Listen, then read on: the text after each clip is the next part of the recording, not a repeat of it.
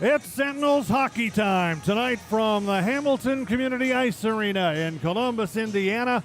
The Sentinels swing back into action, taking on a team that's becoming an arch rival of theirs, the Port Huron Prowlers. Welcome to the Sentinels pregame show, brought to you by Body Armor. I'm Jim Mirabello along with Andy Pensinger. Andy, these two teams have developed quite a bit of familiarity with one another. This will be the 10th regular season meeting between the two.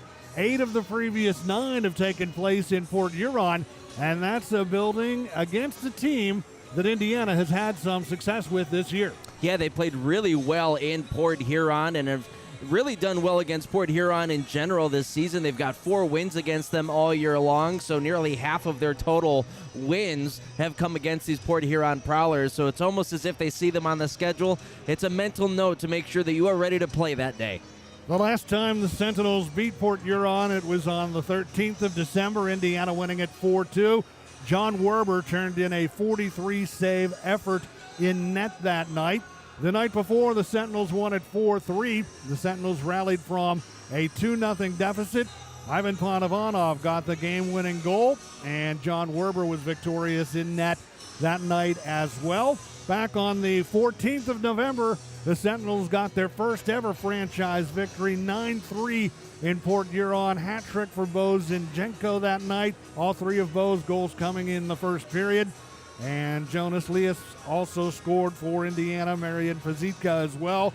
The Sentinels put up a 5-goal first period, led 5-1 after 1, and wrote to their 9-3 victory, the first win in franchise history.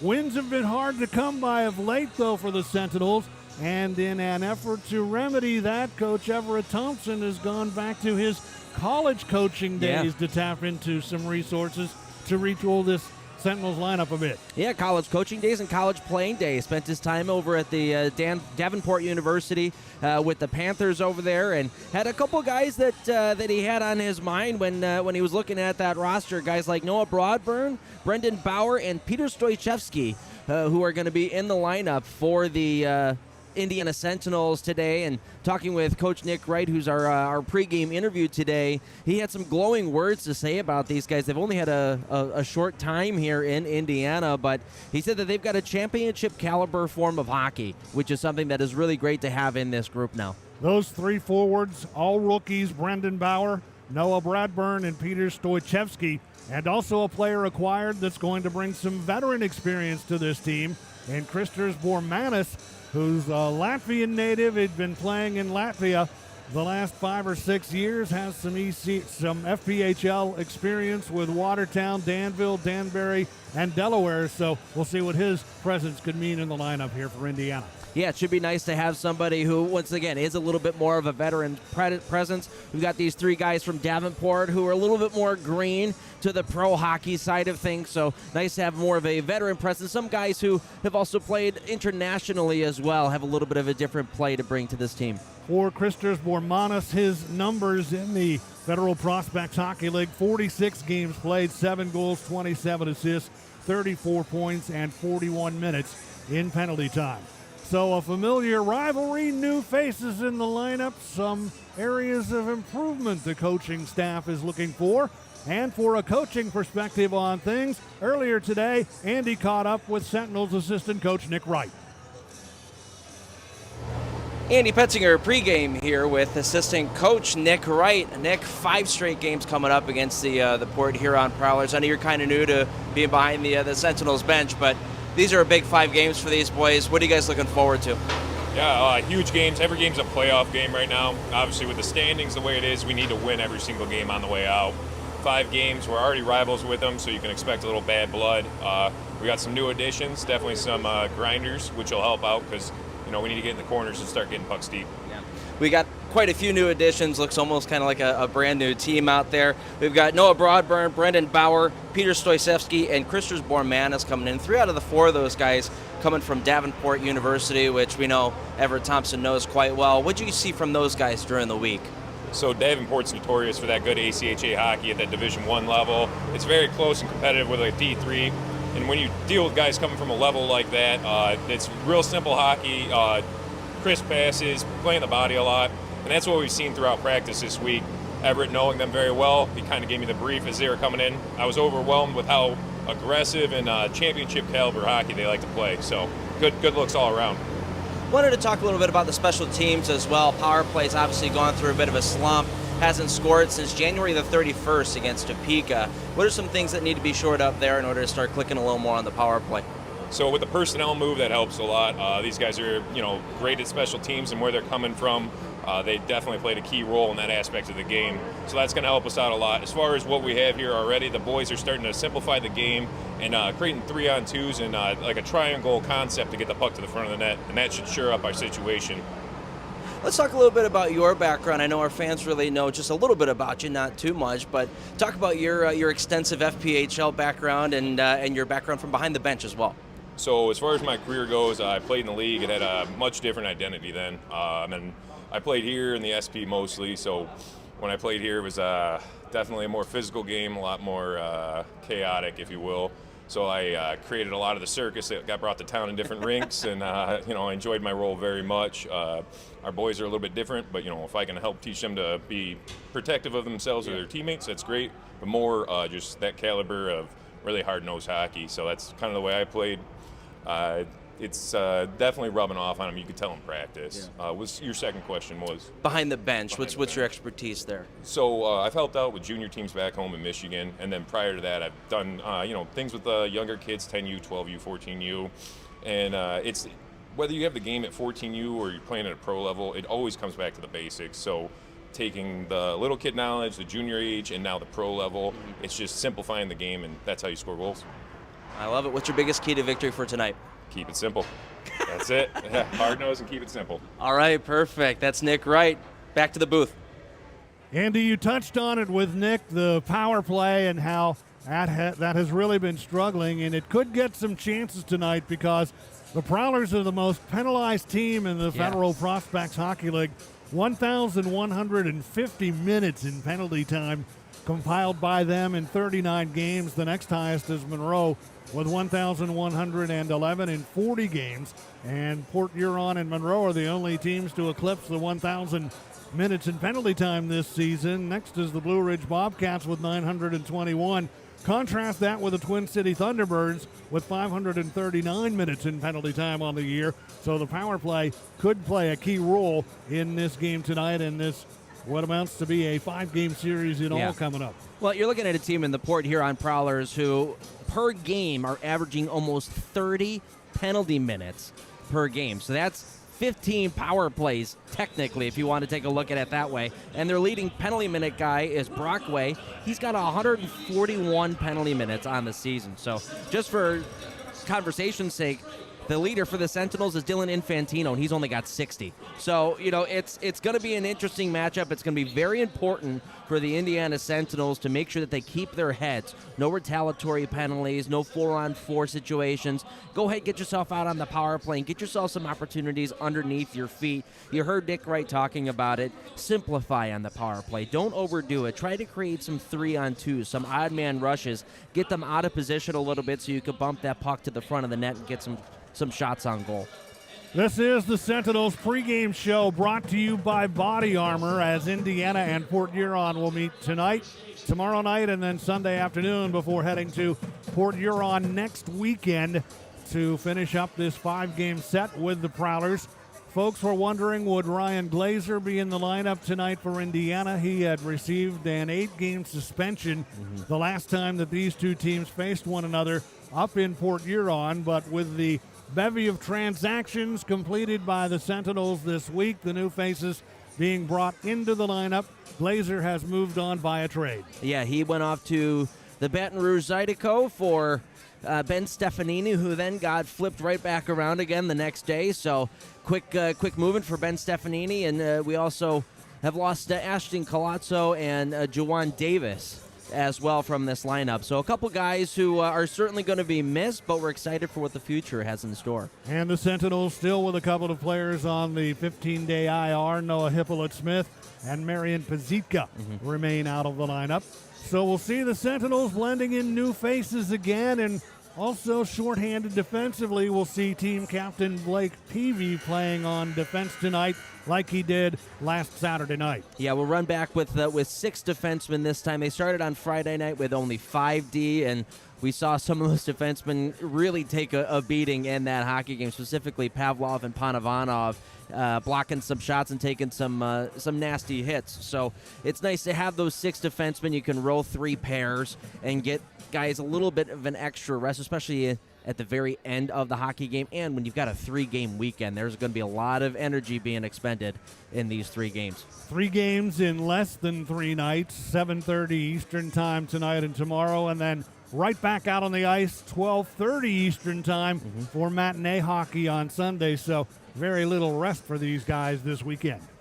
Yeah, which should add a little bit more salt in the wound and a little bit more anger out on that ice, because, I mean, a short time together against the guys that you really, really don't like, it's only going to percolate.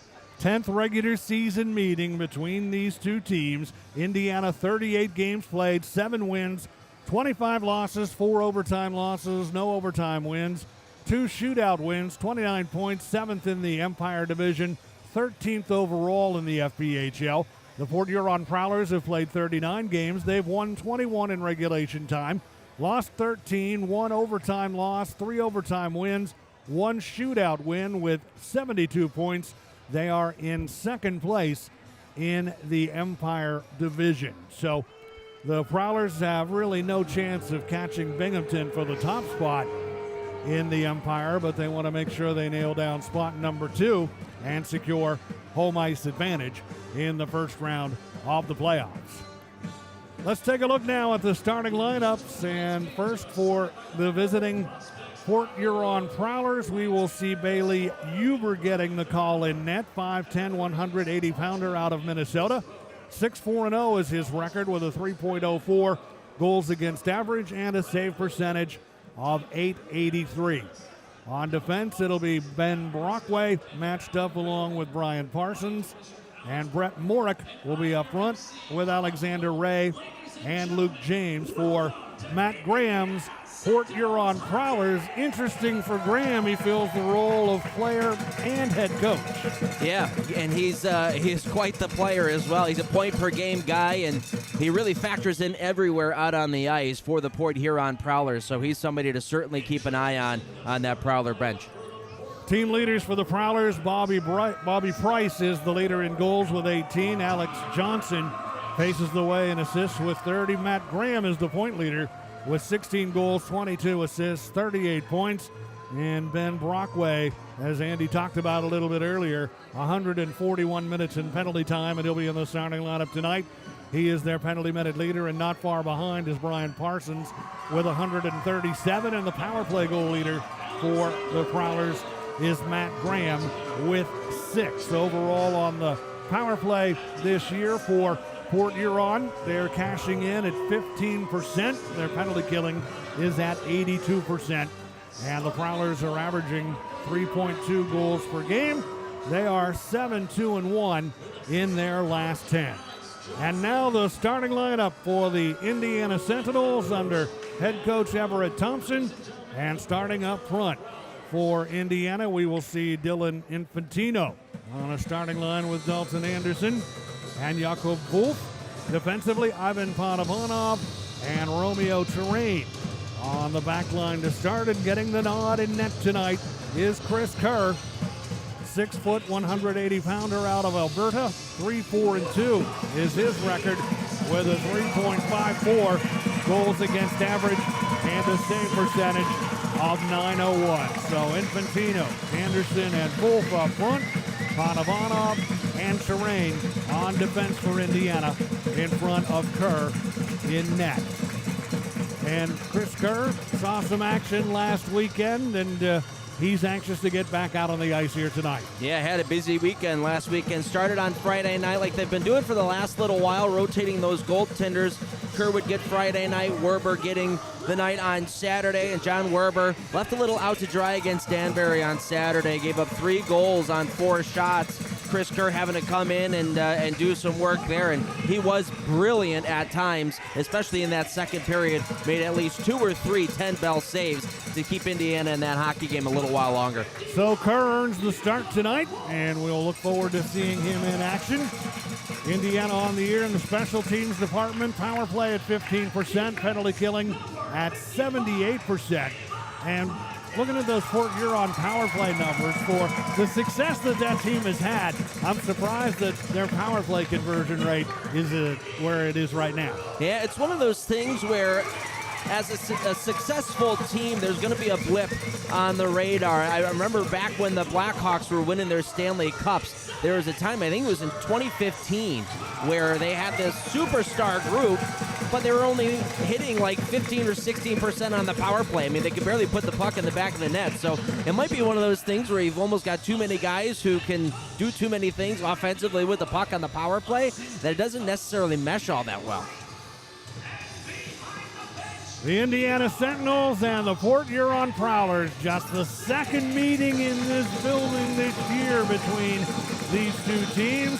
It's a night we've been looking forward to all week long. It is Military Appreciation Night here at the Hamilton Community Ice Arena, and we will have the opening face-off between the Prowlers and the Indiana Sentinels after the singing of our national anthem and the presentation of the colors here in Columbus, Indiana. Oh, say, can you see by the dawn's early light what so pearly we hailed at the twilight's last gleaming, whose broad stripes and bright stars through the perilous fight, o'er the ramparts we watched, were so gallantly streaming,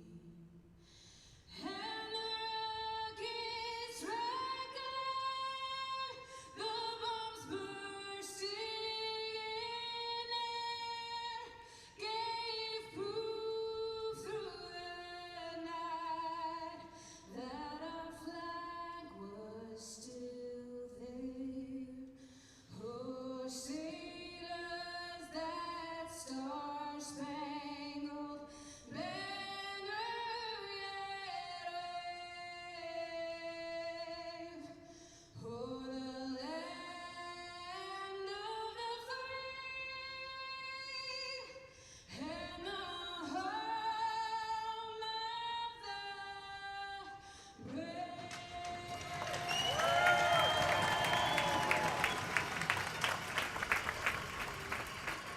The Sentinels will attack left to right here in period number 1. Chris Kerr in net down to our left. And in goal down to our right, Bailey Huber for the Port Huron Prowlers.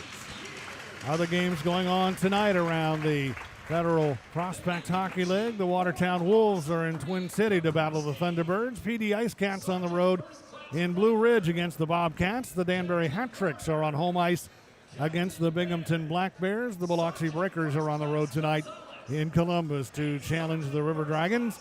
And the Baton Rouge Zydeco will visit the Topeka Scarecrows.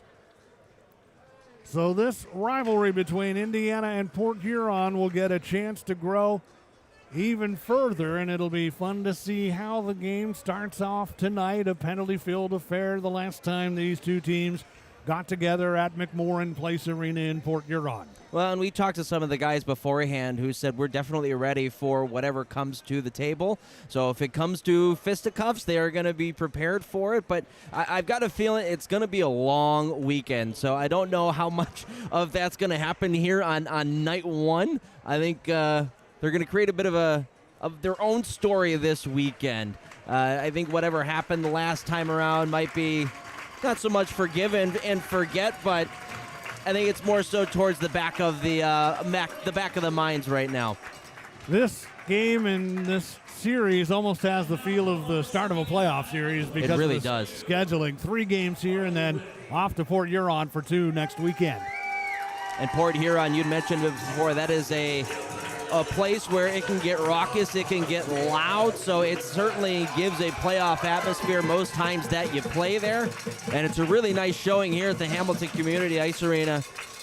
Got a lot of Sentinels fans. I know we've got a good portion of Prowlers fans who have made it out as well. Not too far of a drive for them, so we've got a really good environment here. Like you said, it's certainly going to give a playoff atmosphere. I think important for the Sentinels to win the first 10 minutes of this first period, especially with them having a little bit of a newer group. Get those new guys, the Davenport guys, Christers Bormanis as well. Get their feet wet underneath them, get integrated into this hockey game, and throw the body as well. Put Port Huron on their heels. Dalton Anderson is set to take the opening face-off against Alexander Ray.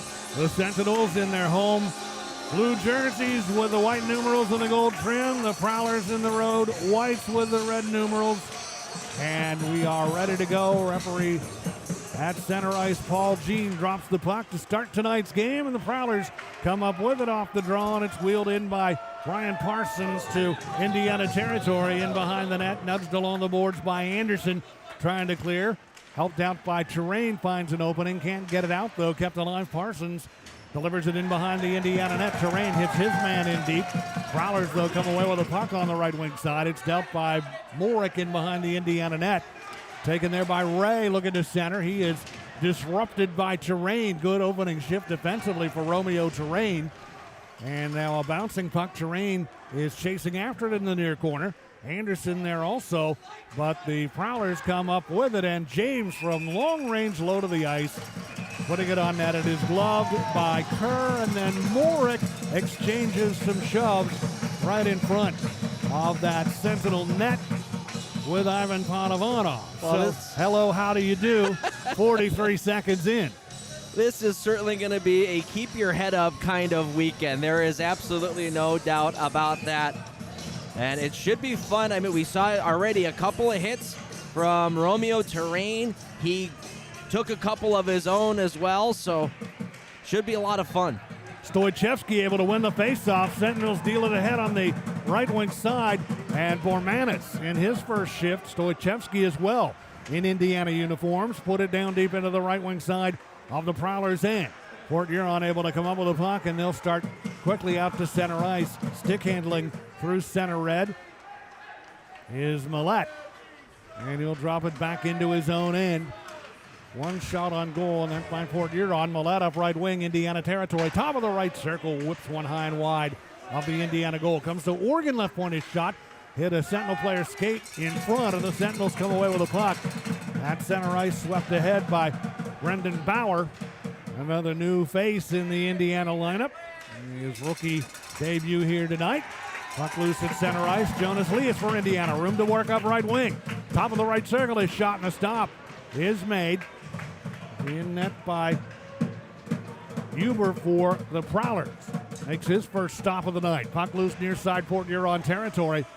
And the Prowlers come away with it, and they motor to center. DeCumbus up right wing, Indiana territory. Slowed down by Castillo on right wing. Feeds right point for a long shot, kicked out by Kerr. On the long blast by Nicholas Favaro from the right point. And the Sentinels clear it all the way back into Port Huron territory. Just over 2 minutes into period number one. The Sentinels and the Prowlers. Port Huron on the move, Indiana territory. Right wing side, a centering attempt by Blake Anderson blocked. Puck comes in behind the Indiana net. And the Sentinels try and clear. Morick applying forechecking pressure on Peavy. Puck loose. Favaro right point. Scoots it into the right wing corner. Luke James tries to center. It's loose in front and cleared from the doorstep by Brendan Bauer. Good job there by Bauer to get that puck out of danger. Now Peavy just inside of his own blue line. Taps it out to center ice and back into Port Huron territory. Prowlers a little bit disheveled on their breakout, and that'll enable the Sentinels to get to the puck, and it's brought in and fired wide of the net by Christers Bormanis. And now the glove drop at center. Romeo Terrain and Morick going at it. Terrain with that right hand cranked up. Terrain trying to dodge a couple of uppercut attempts by Morick, and then Terrain grabs him by the leg and wrestles him down. So Romeo Terrain for Indiana and Brett Morick. 2 minutes and 53 seconds into period number one.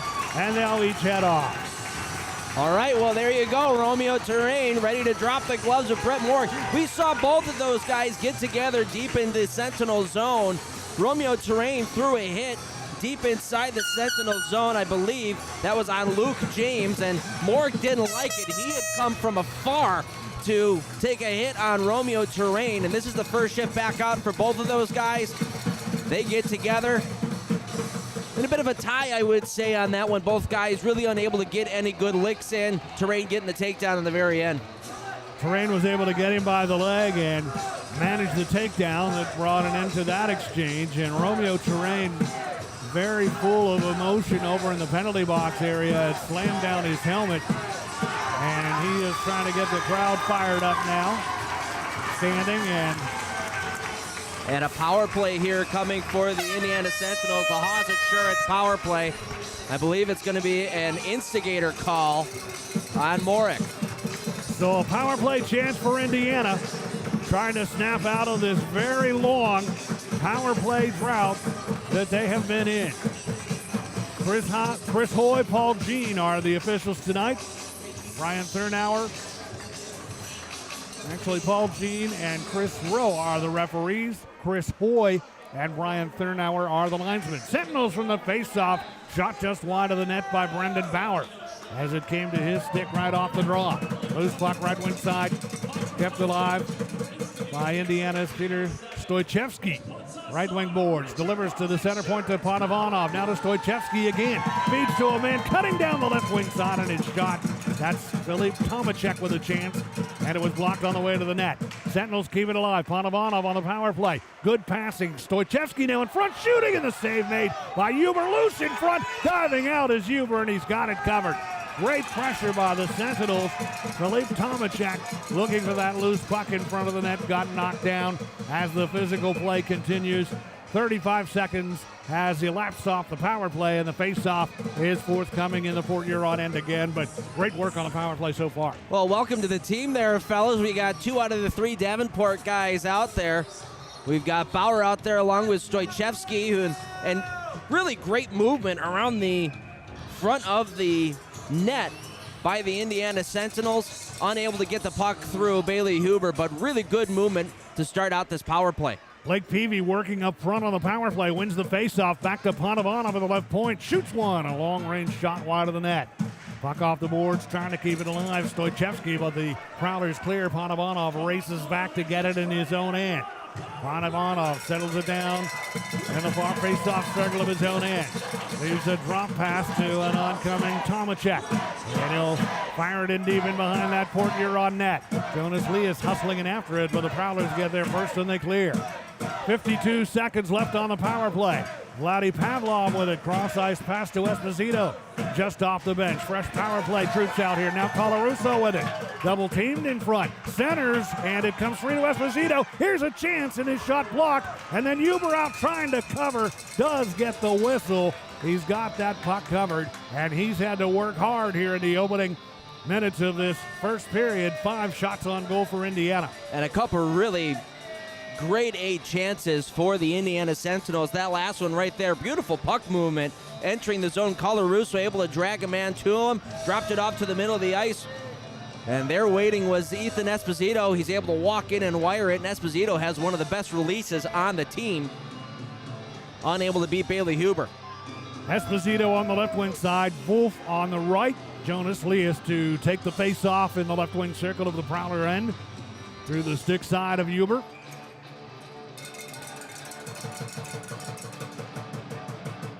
Luke James stands in against him. Scramble for control off the draw. Prowlers come away with a puck, and they'll clear it off the near boards all the way down deep into Indiana territory. Time for one more good rush on this power play. And it'll be led by Pavlov out of his own end. Directs a feed to Esposito. He'll deal it right wing where it's taken by Leas. Along the right wing boards, Port Huron territory. Now to Pavlov, open in from the point, shooting Huber the save. Rebound left wing circle. Chucked toward the net, hits the stick, and deflects up over the glass and out of play. Good second chance opportunity there for Esposito. 9 seconds left on the power play. Face off of the Port Huron end, and here's where the face off becomes important to try and utilize the remaining 9 seconds on this man advantage. Good setup there in the offensive zone. Goes up top to Pavlov. 2 Sentinels heading to the front of the net to screen Bailey Huber. And unfortunate for Pavlov, wasn't able to get everything on that shot as he had a man right in front of him who got stick on puck at the very last second. Now we've got Brett Morick heading off the ice for some repairs after that fight with Romeo Terrain. Morick was in the penalty box. He'll head off to the Port Huron dressing room. And the face-off will be in the left wing circle of the Port Huron end. Indiana will have Dalton Anderson to handle the draw against Matt Graham. Face-off won by the Prowlers. Sentinels get to it, though, and a shot by Anderson from a tight angle on the left wing side, steered aside, and the puck cleared. And that'll do it for the Haas Insurance power play opportunity for Indiana. Exactly 5 minutes gone. First period, Indiana nothing, Port Huron nothing. 7 shots on goal for Indiana, as the Sentinels have gotten a great spark of life from the new faces in the lineup. Here's Peavy, up right wing. Fires it in deep in behind the Port Huron net. It'll roll along the left wing boards. Esposito with it there. Waste no time sending it toward the goal. It's off target. And the Prowlers get to the loose puck. Favaro from in behind his own net. Favaro clears it along the right wing boards and back into Indiana territory. Sent along to center ice by Colarusso. Broken up, though, at center and carried into the Indiana end by Ray. Puck rolling near side Sentinel territory. Colarusso looking to play it out. Colarusso is in a big battle with Ray along the boards. Now Panovanov pins Ray to the boards, and the Sentinels come up with the puck they can't clear. Kept Organ over to the right side for a shot toward the net. Deflects wide. Long-range shot from the right wing side by Brett Lockhart. Prowlers continue to pressure in the Indiana end. Comes to James in the right wing corner. He'll deal it back to Lockhart at the right point. Now to James again off the right wing boards. James tied up as he drops it off in the right wing corner. Pressure by the Prowlers, broken up momentarily by Infantino. Close along the blue line. Prowlers just do keep it in. Steered in behind the Indiana net. Panovanov has it. Panovanov to Infantino, and wanting a line change, he'll sweep that puck into the Port Huron end. Prowlers back on the attack up left wing Indiana territory. Nice effort by Panovanov to get back and slow his man down and ride Jamie Bussell off that puck. And it's free in the far corner of the Indiana end. Prowlers work it free to Johnson, left point. Now to Anderson, stepping in from the slot, shooting, and a big stop made by Kerr. Rebound loose, and the Sentinels come away with it. Cleared by Bauer out to center ice and down deep into Port Huron territory with 13:07 to go here in period number 1. Kerr challenged on that last Port Huron rush, and the Prowlers are offside at the Sentinel blue line with 6 minutes and 59 seconds gone here in period number 1. Great battle between these two teams at the Hamilton Community Ice Arena. Indiana nothing, Port Huron nothing on the Indiana Sentinels Hockey Network.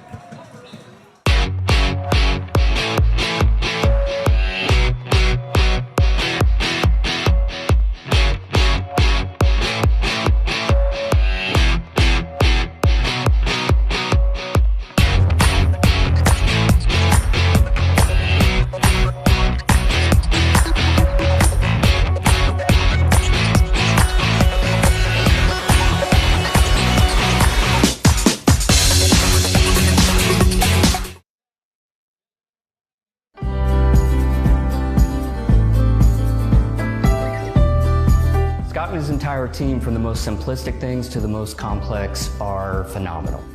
They're informative, responsive, and something that's important to me, they're honest. As a business owner myself, I know how important it is to protect your livelihood. I'm Scott Weatherford, owner of Richard Hawes Insurance. Give me a call today and we can chat about how an independent agent can save your business money.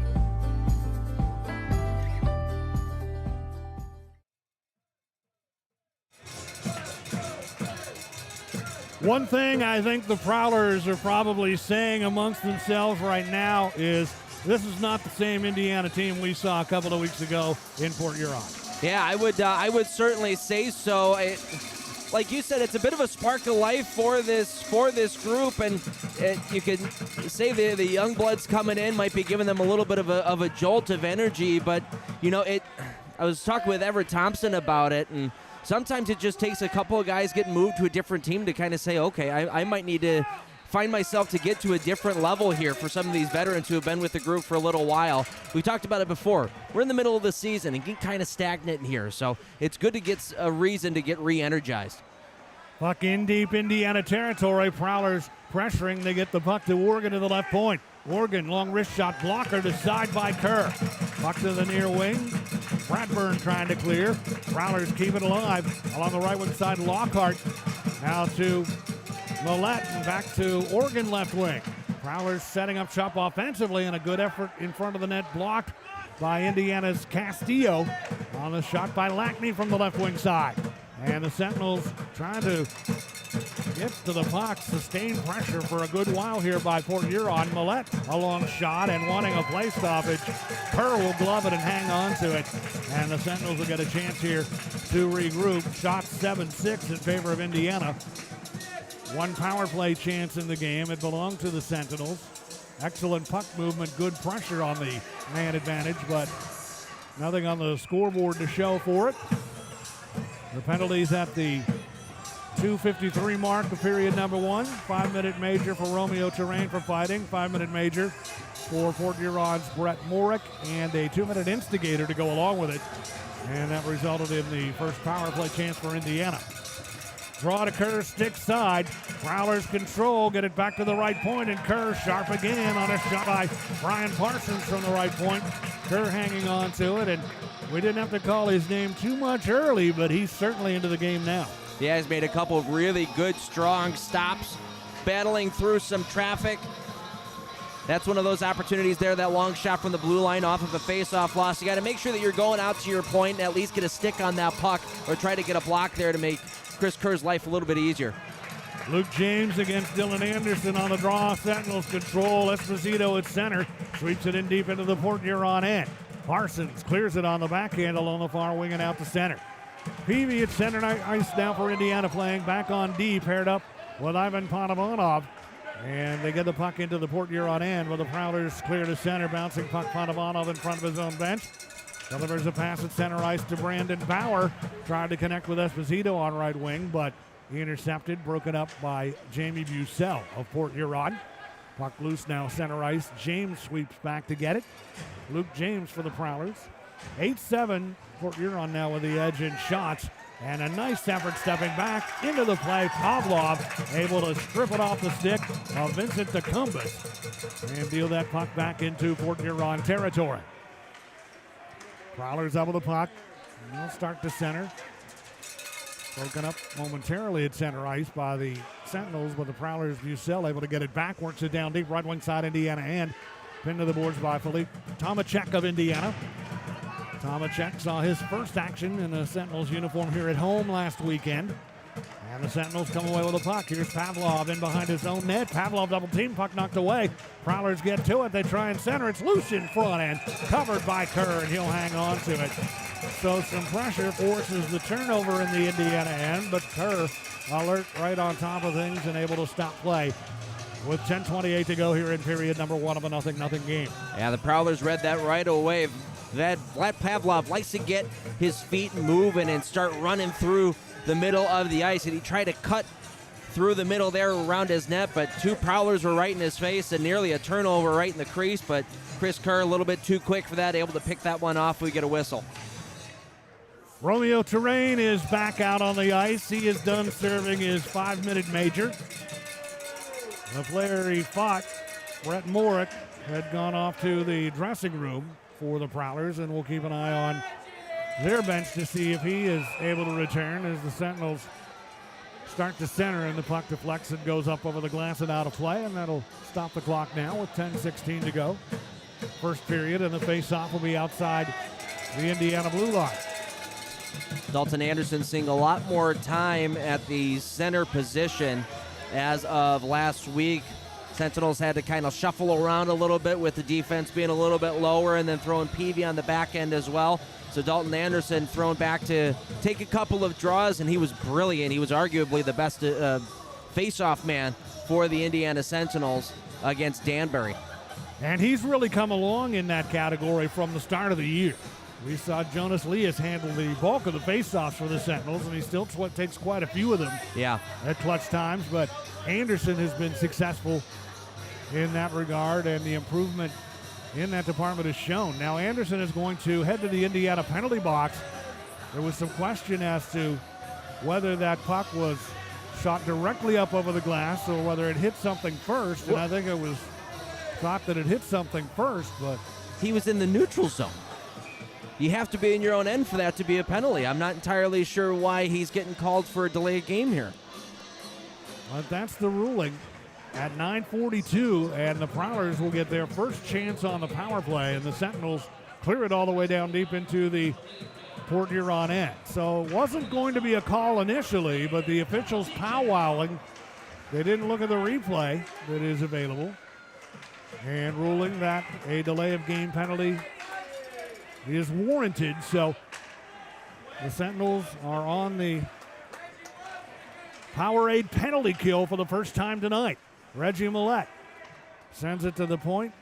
Alex Johnson has it, challenged by Jonas Leas along the left wing side. Leas knocks the puck away. Peavy gets to it, and he'll clear it off the left wing boards out through center, and it rolls slowly on edge back into the Port Huron end to take some time off that penalty clock that has 1 minute and 8 seconds now remaining on it. Here come the Prowlers. They stumble a bit trying to break out of their own end. Blake Anderson with a puck. Anderson now turns on the speed, comes to center, delivers to Price up left wing Sentinels end. Two men converge, they rub him off the puck, and it rolls gently in on Kerr, who reaches down with a glove, smothers it, and there's no further play. With 55 seconds to go in the Anderson penalty and 9:10 to go here in period one.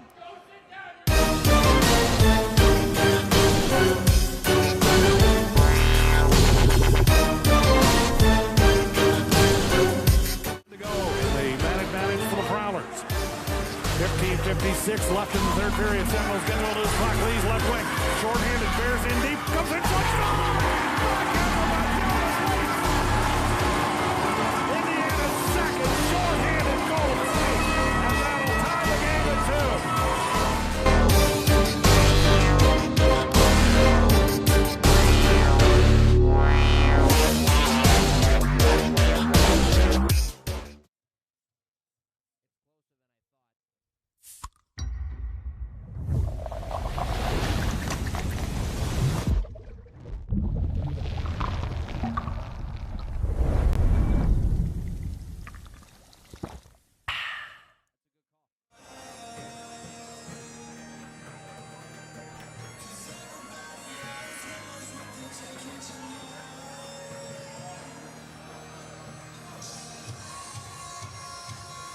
Andy had a chance to look at the replay while we were on break of the call that put the Sentinels shorthanded, and it was a good call.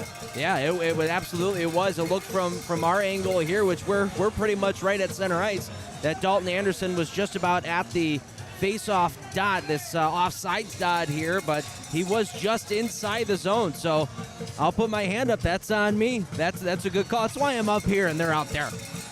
We get them all right from up here.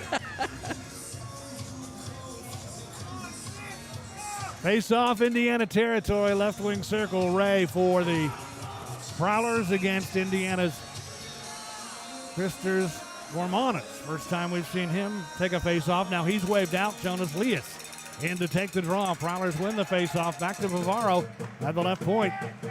Plays catch with his point man Blake Anderson on the right side. Favaro now to Anderson. Centers, and it's shot wide of the net. Centering pass came to Bucell. Inner edge of the right circle. Prowlers continue to pressure. Favaro. Left point drops it off. Price to the left of the net. Peavy gets a stick on his pass.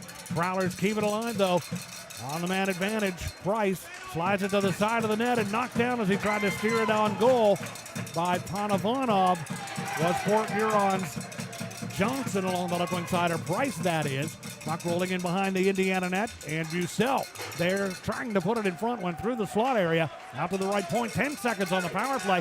Shot for the right point, blocked, big scramble to the side of the Indiana net, and it's knocked in behind the Sentinels goal. The Prowlers get to it. Price center's got a man in front, and it's stopped by Kerr. A good chance there on the power play for Port Huron's Alexander Ray. Penalty over, and now the Sentinels with a puck. One of the Sentinels, Anderson, tripped up. Fans wanting a penalty, none forthcoming.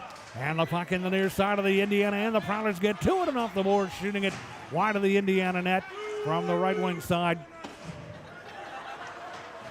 Was Jamie Bucell. And the Sentinels bring it back to center ice. Panovanov will swing it on the backhand down deep into the Port Huron end and head to the bench. But good work on the Powerade penalty kill for Indiana. Each team is 0 for 1 on the man advantage, but each team moved the puck well and created some chances on their power play opportunities in this 0-0 game with 7.5 to go in period 1. Prowlers get it to Brockway left point, well wide of the net with his shot. Brockway, the penalty minute leader for Port Huron.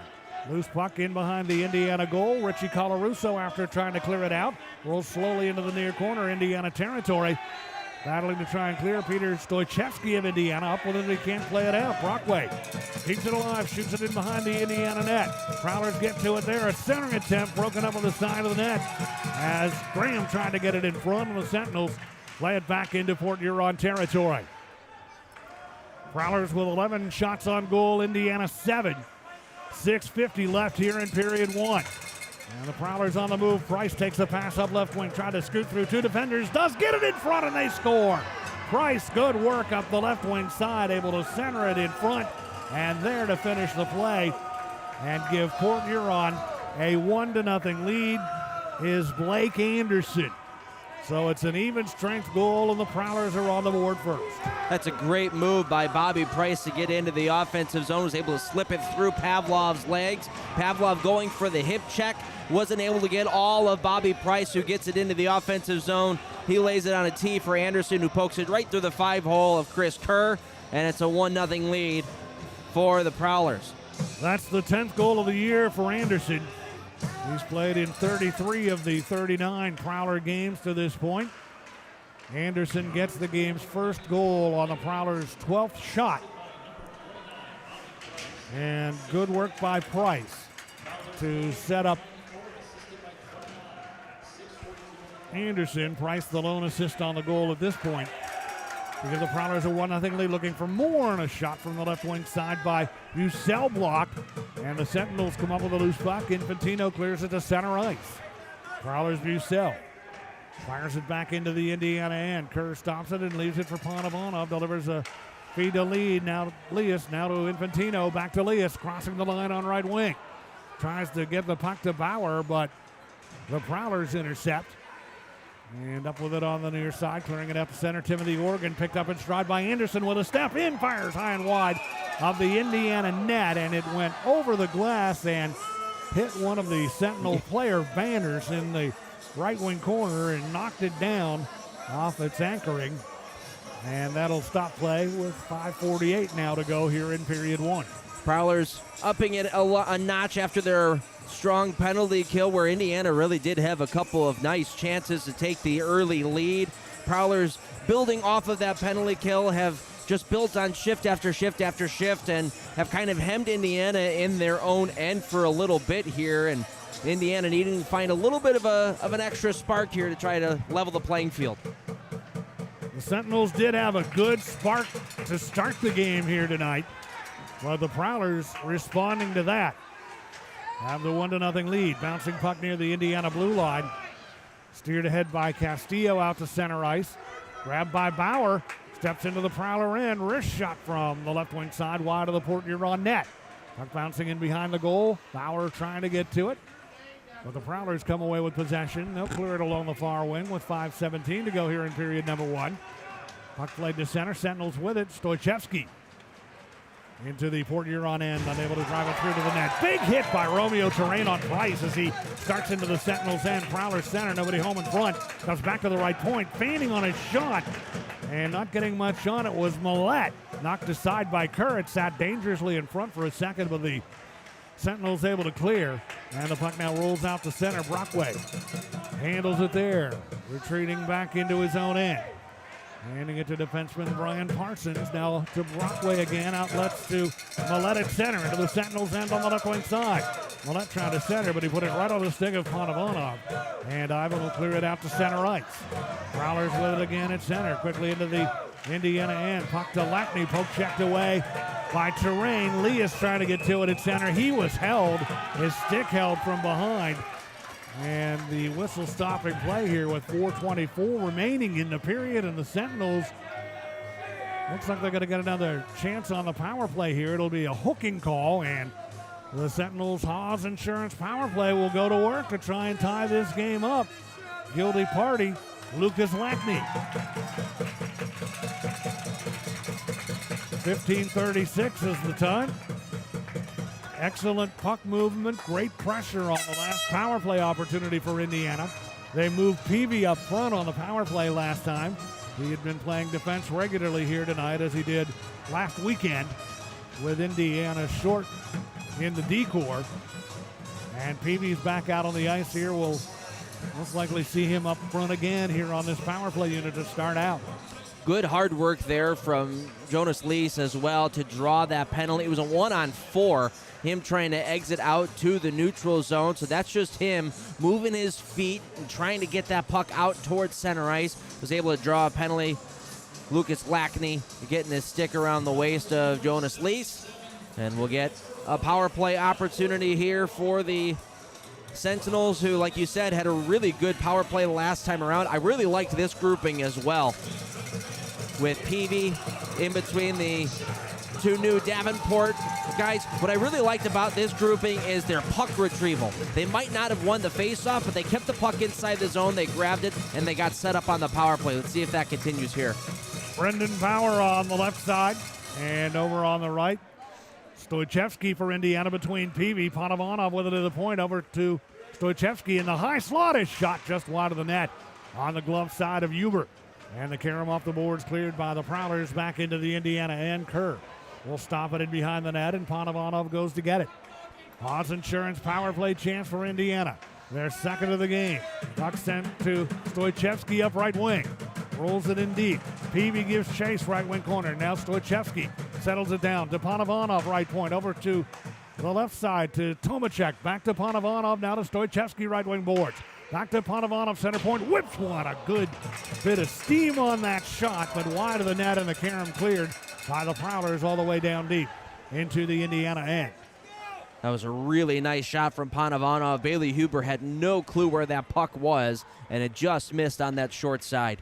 And it wasn't the big slapper that you often see from the point. It was kind of a wrist shot, about 2.5 feet off the ground by Panovanov. Puck in the right wing corner of the Port Huron end. 53 seconds to go on the power play chance. Puck to Pavlov center point. Over to Esposito, now to Pavlov, just inside the blue line. Dropping it off to Esposito, or Colarusso rather, getting it toward the front of the net, and Esposito turned around, unable to get a good shot off on net. Sentinels continue to pressure. They get it to Pavlov in from the point, and he sends a pass intended for Esposito that went beyond his reach. Kept alive by Pavlov at the center point. Over to the left side to Colarusso. Intended to go back to Pavlov, off target. Prowlers Bucell with it out the center, but Colarusso back to knock it away, and Lease with it now for Indiana. Jonas Lease up the right wing side. Throws it in deep in behind that Prowler net. 12 seconds to go on the Port Huron penalty kill. Indiana on the Haas Insurance power play, but the Prowlers clear it through center. And that's going to do it on this man advantage chance that is over now with 2:22 to go in period number one. Pavlov in his own end gets the puck to Infantino. Over now to Terrain, starting up the center red. On the backhand, plays it to the Port Huron blue line. Prowlers with possession there. Alex Johnson in his own territory. Johnson sending it to Lackney at center ice. He just got done serving that high sticking hooking minor that gave the Sentinels their second power play chance. Prowlers with a puck deep in their own end. Nice forechecking work by Infantino, slowing down the breakout. Millette from in behind his own net, looking for an opening. And Millette finally will feed it to the left wing side to Johnson. Prowlers still having a hard time getting going. Now they'll just send it through center to Indiana territory and then pressure the Sentinels, and a shot sent wide of the net on an opportunity that kind of came out of nowhere from Matt Graham. Puck cleared by the Prowlers back into the Indiana end after the Sentinels had played it out to center ice. 1:20 remains here in the first period. Sentinels play it to center. Christers Wormanis back out on the ice now for Indiana. One of four new faces in the lineup tonight. The other three rookies. Romanus, a Latvian native, had been playing in Latvia. Here come the Sentinels now. Esposito left wing. Esposito unable to center. Loose puck left wing side, and the Prowlers with it, but they can't clear. Kept alive by Castillo, and his long shot blocked. And the Prowlers with it. Price through center, 2-on-2. Price to the Sentinel line. Swings wide on the left wing side. Puts on the brakes and then backhands it in behind the Indiana goal. Comes off the boards. Kerr clears it away. 37 seconds to go in the period. Sentinels come away with a puck. Clearing attempt by Blake Peavy. Helped out on the near side by Tomachek. And the puck sent out of danger and back into the Port Huron end. 14-8. Prowlers with the edge and the shots leading it 1-0. And they get to a loose puck at center. Bucell in deep. Bucell putting it toward the net. Broken up in front. Castillo able to knock that puck away. Good effort defensively by Castillo of the Sentinels. Kept alive, though, by the Prowlers. Brockway for the left point. Feeds it in deep behind the Indiana goal. Time will run out here in period number 1. It appears the Prowlers trying to get it set up for one more chance back at the right point for Brian Parsons, but unable to get it to him in time to generate a scoring chance. And 20 minutes is in the books here at the Hamilton Community Ice Arena. And the Prowlers, after seeing the Sentinels come out with a great effort and a lot of energy to start, capitalize and get the lone goal of the game at the 13-15 mark of period number 1. Blake Anderson with his 10th goal of the season. And it was the effort by Bobby Price that really made that play happen. Price setting up Anderson. Anderson getting goal number 10 on the season. Price assisting, even strength goal at 13-15. And that is it as far as the scoring goes in period number 1. Shots on goal in the first 20 minutes. The Sentinels had the big edge in the shots early on, but the game turned around in the midway point of period number 1, and Port Huron winds up out shooting Indiana 14-8 in period number 1. 7 minutes in penalty time to Indiana, 9 minutes in penalty time to Port Huron, and the first penalties of the night. The gloves dropped to 2:53.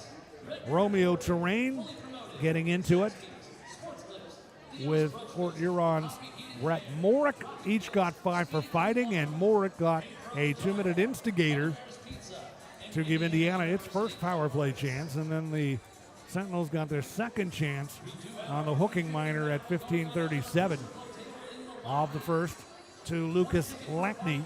Port Huron's lone power play came at 9:42 off period 1 on a delay of game minor that was whistled against Dalton Anderson of Indiana. So one period in the books is this rivalry between these two teams who have generated a ton of familiarity here in the Sentinels' inaugural season continues here tonight. Yeah, and it was a really good first period for the Indiana Sentinels. They started out hot, like you said. After that first power play chance, unable to score, but generated some really good opportunities. The Prowlers were able to build off of that and continued to build off of it for the next 10 or so minutes. And then another power play opportunity for the Sentinels, which you could almost taste it. They are getting closer and closer and closer each time that they get. So it's important for them to not get frustrated here and get away from what's working right now. It might not be going in the back of the net, but that doesn't mean that it's not going to end up working here at some point in time. So very important for them to keep on pushing and keep on going the same way that they are on the power play. I like the way that they ended that period as well. The last maybe 15 seconds or so. Good job by Castillo to get in the way on that 2-on-1. And at the very end, just keeping everybody out on the outsides, right? No shots from the middle of the ice late in a period. The first period of Indiana Sentinels hockey brought to you by Sprague Hotel Developers. So an entertaining first period here at the Hamilton Community Ice Arena. The Prowlers leading it 1-0. And Andy and I will return with second period action in just a bit. Port Huron 1, Indiana 0. Hamilton Community Ice Arena in Columbus, Indiana, on the Sentinels Hockey Network. To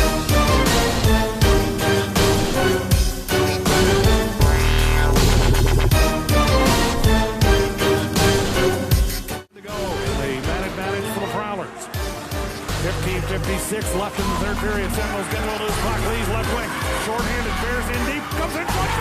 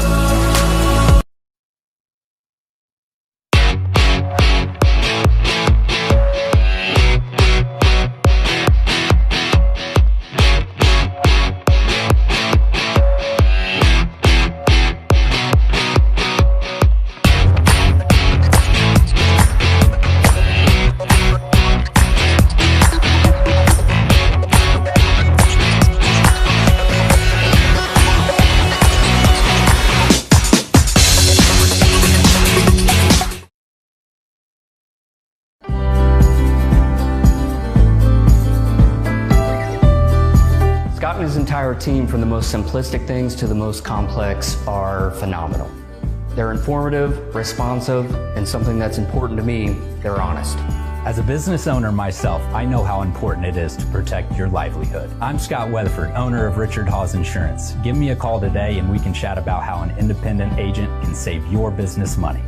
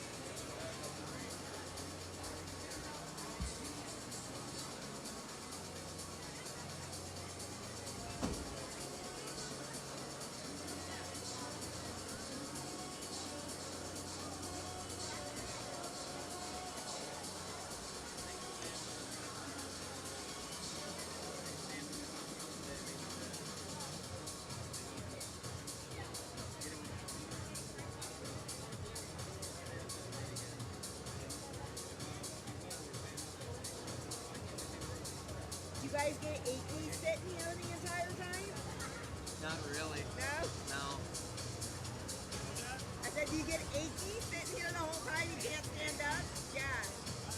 Oh, nice. That helps a little bit. Right?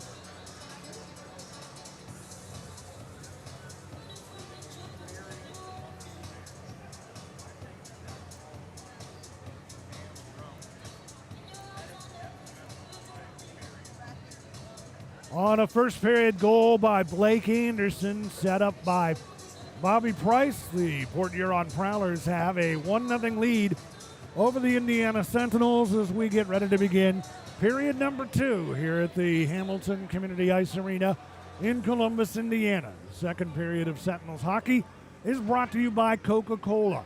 I'm Jim Mirabello along with Andy Petzinger. Indiana outshot 14-8 in period number 1. Sentinels were 0 for 2 on the power play. Prowlers 0 for 1 on the man advantage.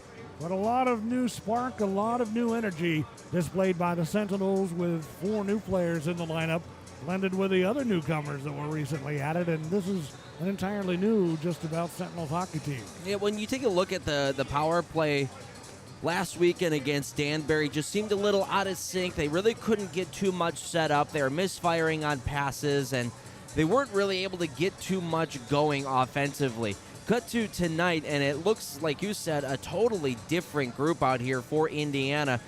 In the first power play, they lost a couple of faceoffs, but were able to retrieve the puck right away, and that's really important to do on a power play is puck retrievals, making sure you get that thing back, and you don't have to travel 200 feet down to your own net to try to get it right back inside the zone. So the more that you pin the killing team inside their end, the better chances that they're going to make a mistake, and you're going to be able to capitalize on it. 4 players seeing their first ice time in a Sentinels uniform here tonight. One of them's got some FPHL experience in his background, and that is Kristers Bormanis, 5'11", 168-pounder out of Latvia. Pro status on the roster. He had been playing in Latvia from 2020 through 2026. He's got FPHL experience with Watertown, Danville, Danbury, and Delaware. and totals 46 games in the league. 7 goals, 20 assists, 27 assists, 34 points, 41 minutes in penalty time. And then the rookies making their pro debuts tonight, Brendan Bauer, Noah Bradburn, and Peter Stoychevsky, the trio from Davenport with the connection that head coach Everett Thompson has there. And they brought a lot of life to the Sentinels in period number 1. Yeah, especially looking at Bauer and Stoychevsky. They were the ones who ended up getting power play time as well for Indiana. Brendan Bauer led the Davenport Panthers in goals and points this year. He had 20 goals and 38 points on the season. Meanwhile, Stoychevsky was second in the team in points and 36, but led them in assists with 23. So those guys, you could tell, certainly have some communication with each other and have some chemistry with one another as well. And I really like the period from Bradburn as well. Bradburn looking very structured in the neutral zone specifically. I like what he did in the on the forecheck, throwing his body around a little bit as well, making life difficult for Port Huron. 5 of the games taking place tonight in the Federal Prospect Hockey League. Busy night around the league, as Fridays often are. And tonight we've got the teams that are hot right now in action. Binghamton in action. Watertown playing tonight in Twin City. Watertown up 2-1, and that is in the second. Here in this building, 1-0. Prowlers with the lead. PD in Blue Ridge tonight against the Bobcats. Goaltenders duel in that one, neither team scoring in the first period. And Binghamton just rolling right along. 4-0 after 1 in Danbury tonight. Biloxi Breakers trying to get out of their funk. They're down 2-0 on the road in Columbus tonight. And the Baton Rouge Zydeco trailing 1-0 on the road in Topeka tonight after 1. That is the latest on the FPHL out-of-town scoreboard. The Binghamton Black Bears 7-2-1 in their last 10. 34-point lead over Port Huron for first in the Empire Division. And a 17-point lead over the Monroe Moccasins for the top spot overall in the league to start the night tonight. Blue Ridge, they've been hot, 8-0-2 in their last 10, third here in the Empire Division. They've won 4 straight. They are 6 points behind the Sentinels' opponent tonight, the Port Huron Prowlers, and 1 point ahead of 4th place Topeka.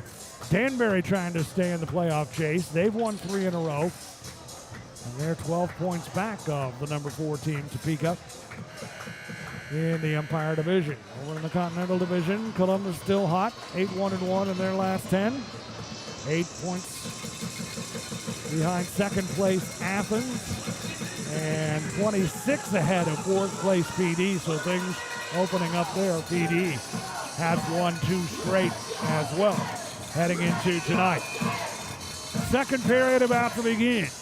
Chris Kerr in net down to our left, and Bailey Huber in goal. Make that Huber in goal down to our left. Kerr in net down to our right. As the team switch ends for the second, Favaro from the face-off of the Prowlers stepping into the Sentinels end, had the puck knocked away, and then Favaro with it again. Sends one wide of the net, and the Sentinels able to hustle after it. Infantino along the floorboards right in front of the Port Huron bench, able to nudge it out to center. This is center. Infantino with it again. Deals it to Panovanov at his own end. And Panovanov will steer it ahead at center. Favaro is up with it there for Port Huron. Leaving the puck for his teammate Blake Anderson. Now to Lackney. Dropping it off to Graham, but the play is offside at the Sentinels blue line. 41 seconds into period number 2.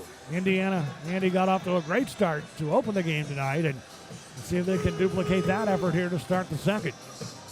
Yeah, certainly there's a lot of importance on getting that next goal for Indiana, trying to get on the board here and building off the momentum that they were able to put together from that last power play opportunity. Sentinels with Stoychevsky out here now, centering this line. He's got Tomacek with him, along with Christos Permanis. So 3 new faces relatively in terms of the Sentinels line out here right now. And Tomacek He's played a couple of games with Indiana. Pressure applied by the Prowlers. They've got the puck. Indiana territory. Millette off the boards with it. Leaves it for a trailer on the right wing side. Timothy Organ. Room to skate. Moves laterally along the blue line. Leaves it for Lockhart. Back to Oregon. Off to the right wing side. Now Millette. Stick handling near boards Indiana territory. Cross ice pass.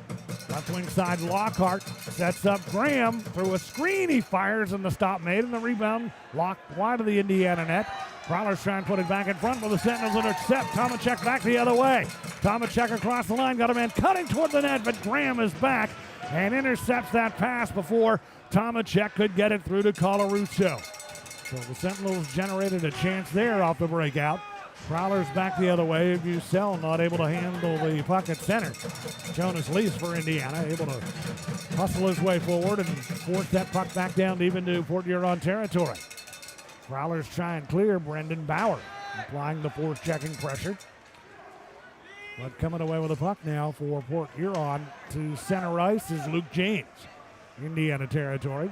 Lost the handle on the puck, and the Sentinels will clear it out to center ice. Here's Parsons with it for Port Huron. Putting it on the stick of Ray at center, and he'll deliver it on the left wing side. It's grabbed and fired by Brockway from center ice in deep into the Indiana end.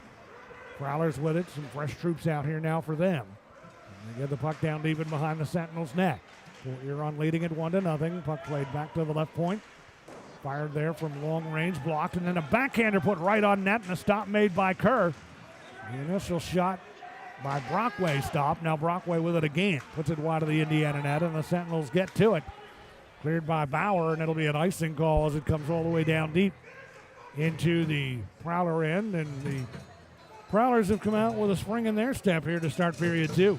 Well, I've talked about it a couple of times in games previously where you don't want to be stagnant in the offensive zone and you don't want to just move the puck around. You want to move yourself around too, and you see that a lot here with the Port Huron Prowlers. A lot of interchanging up at the top of the zone as well. So a lot of communication has to go into that, but that could also lead to some fumbles up at the blue line and some odd man breaks potentially for the Sentinels.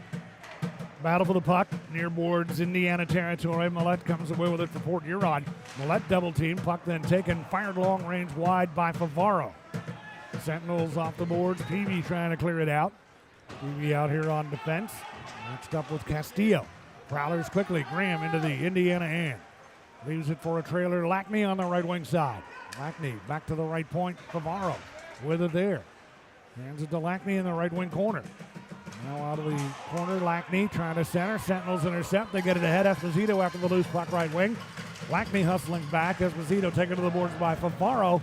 And the puck rolls in on net. Anderson coasting in front, but Huber will not let him get to it. He covers that loose puck and hangs on to it. And we'll have a face-off in the Port Huron end with 3 minutes and 47 seconds gone here in period 2. Brendan Bauer there with a chance to throw that puck on net, but a good active stick there by the back checker, Matt Graham, who, as we mentioned, also acting as head coach for this Port Huron Prowlers program. Graham has played in all 39 games for the Prowlers. And he's put up some great numbers as well in his role as player assistant coach. 16 goals, 22 assists, 38 points, 78 minutes in penalty time accumulated on this team that is the most penalized in the FPHL. Sentinels now with some pressure on Infantino trying to get it in front. It's broken up in front of the net and brought back to center ice by Bucell of Port Huron. Bucell had it knocked away. Terrain back defensively. Bucell, though, able to get to that puck again. Leaves it in the right wing corner for Luke James. Centering attempt by James. Terrain breaks it up. Lockhart keeps it in right wing. Feeds it into the far corner, Indiana territory. Alexander Ray is there. Ray shoved to the boards by Panovanov. That'll enable the Sentinels to get to the puck, and they clear it out to center ice. Prowlers, James sends it back into Indiana territory, or into Sentinel territory as Lockhart feeds it in deep. Sentinels get to it and they clear. Parsons back now for Port Huron. Jonas Lee is over to pressure. Parsons clears to center ice. And it sits loose in front of the Indiana bench. Pavlov tracks it down. Vlad Pavlov stepping back into his own end. Sends it over to Richie Colarusso. Outlets at center, intended for Bauer. He directs it ahead into the Prowler end. Jonas Lees after it for Indiana. Getting there first, though, for Port Huron is Brian Parsons in his own territory. Steers it to Anderson and ahead now at center ice. Right wing into the Sentinels and Price. Hit slowed down by Colarusso on the right wing board. And draws a rise from this crowd. Prowlers continue to pressure in the Indiana end. They certainly had the better of things here in period 2. And in behind the Sentinel net, the Prowlers try and center in front. They score! Puck in front, and the Sentinels could not get that puck cleared out of danger, and able to finish the play from in front of the net is Blake Anderson, and the Prowlers with a 2-0 lead. And that puck in front of the net just too long, and the Prowlers are able to capitalize. And on their 17th shot on goal, they now have a 2-0 lead here, 5 minutes and 48 seconds into period number 2. Just a little bit of sloppy play inside the Sentinel zone, unable to get control of that puck from below the goal line. Ends up popping out in front, and both Anderson and DeCumbus were in the area. I'm not sure who got the final touch on it. DeCumbus led the handshake line, so we'll see if it ends up going to him or not. But in any case, Sentinels let their guard down for just a little bit in the defensive zone. The Prowlers jumped on it. And now it's imperative for the Sentinels to try and pull up their socks and get going here. Period number 2, they find themselves down 2-0 and do not want to let this game get away from them. There are the Prowlers again with pressure on and in front of the net. It rolled off the stick in tight of Millette, who would have had a great chance there had he been able to settle it down. Puck in the near circle, Indiana territory. Prowlers with pressure on still. Kept alive right wing, fed in front of the net, and they've scored again. This time finishing the play is Lucas Lackney. Some tic-tac-toe passing, and Lackney in the grade A scoring position right between the circles, whips it home to give Port Huron a 3-0 lead. Once again, a couple of opportunities here for the Indiana Sentinels to clear the puck out of their own end, and they are unable to do so. Get caught inside their own zone and get caught puck watching a little bit as well. And you mentioned it, tic-tac-toe play onto the stick of Lucas Lackney. He picks up goal number 11 on the season, his 5th of which coming against the Indiana Sentinels, and it's 3-0. And now the officials will have a conversation over by the Indiana bench. Paul Jean, referee over there. Blake Peavy, Indiana team captain, leaning forward out over the bench. Now Paul Jean heads back into position. He and Chris Rowe are the referees tonight. Brian Thurnauer and Chris Hoy are the linesmen. And the Port Huron Prowlers, with 2 quick ones here in period number 2, have jumped to a 3-0 lead over the Sentinels.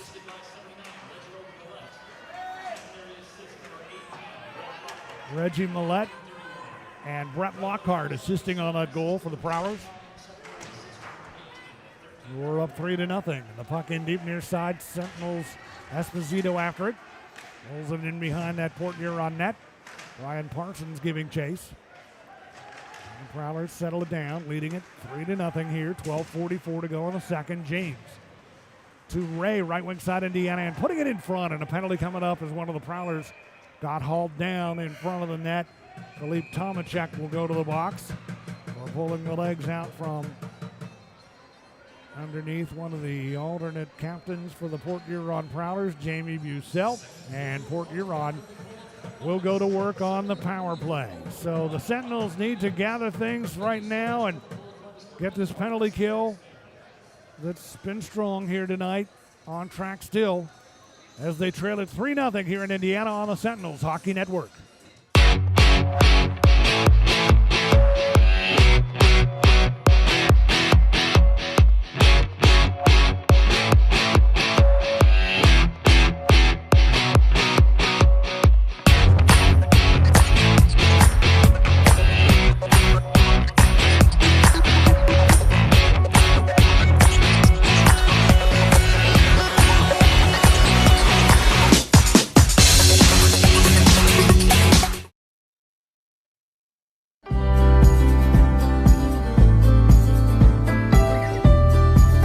Lackney's entire team, from the most simplistic things to the most complex, are phenomenal.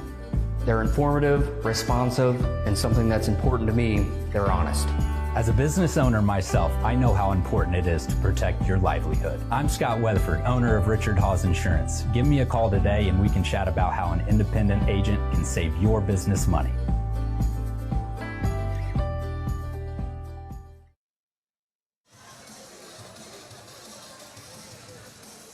Philippe Tomacek will head to the box for Indiana.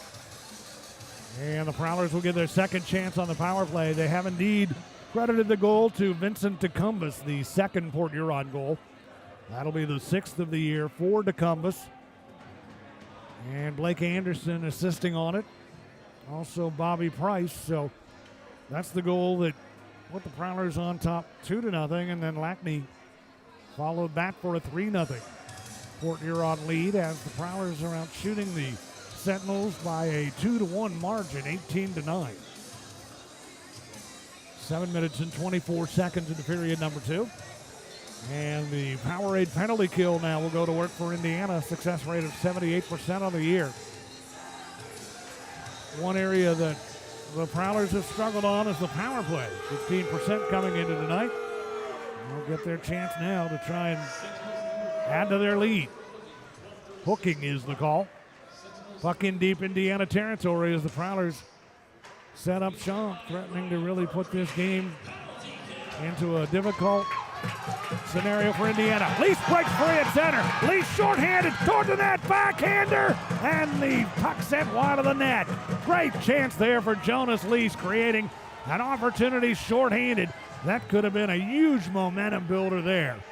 But Jonas Lease unable to finish the play. Lease on the year, 4 goals on the season for Indiana. But a great effort by him to create that shorthanded chance. 1:16 to go on the power play for Port Huron. Sentinels intercept the pass in their own end. Here is Bradburn to center. And he'll backhand one toward the Prowler net as he came into the zone on the left wing side. Not a lot of steam on that shot, but gets a stoppage in play and a face-off in the Port Huron end. Oh, good penalty kill, staying 200 feet away from your own net. That's a couple of good chances there for Indiana. I was just about to make the note that Jonas Lease has a short-handed goal against Port Huron, then he gets that breakaway. Nearly was able to slip it past the glove side of Bailey Huber, and a brilliant stop there, fully outstretched to his left. Might have gotten it with his toe. And that brought the crowd to life, and it would have brought the house down had he been able to capitalize short-handed. Puck played by the Prowlers in deep into the right wing side of the Indiana end. Terrain back, trying to clear. Prowlers keep the play alive. A long shot from the left wing side by Favaro, blocked. Kept alive, steered in deep now by Bobby Price. Sentinels get to it in their own end, and they'll clear it all the way down deep into Port Huron territory. 33 seconds to go on the Powerade penalty kill for Indiana. Big kill here if they can be successful. And they've got to get some offense generated. And the Prowlers out of their own end. Here comes Favaro on the power play to center. 19 seconds left in it. Favaro slides it ahead and unable to get turned around with it on the right wing side was Lockhart. Gets it back to Favaro. His shot in the left pad save turned in by Kerr. Favaro with the puck again. 6 seconds left on the power play to Anderson. He shoots and that hits his own man in front of the net, Alexander Ray. Prowlers continue to pressure. Tomacek's out of the box. And the Sentinels get the loose puck. Tomacek hustling back into the play, able to knock it out to center ice. Lease with it at center. Into the Prowler end to Tomacek, left wing side. Shot blocked. Tomacek with it once more. Dumps it in behind the Prowler net. Jonas Leas there with it for Indiana. Tied up by Favaro. Loose puck right in front of the net and unable to get it teed up. A great chance for Christopher Bormanis, but not able to finish the play right in front of the net. But the Sentinels have gotten some chances here.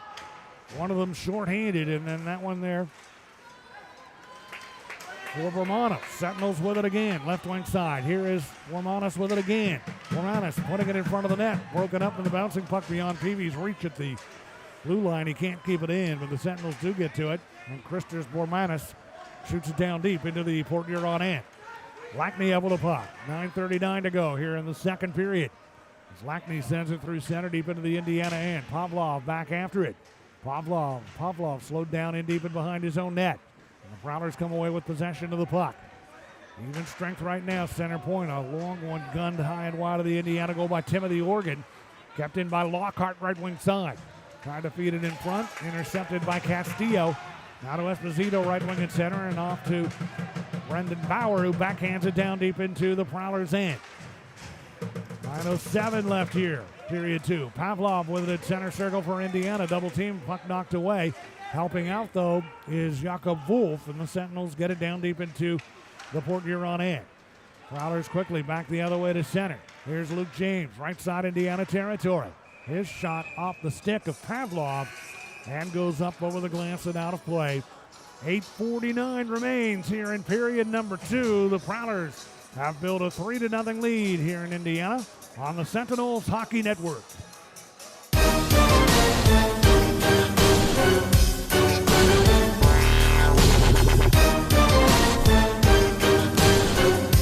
To go in the man advantage for the Prowlers. 15:56 left in the third period. Sentinels get to a loose puck. Lee's left wing. Short-handed, bears in deep. Comes in front. Indiana's second short-handed goal of the night. And that'll tie the game at 2.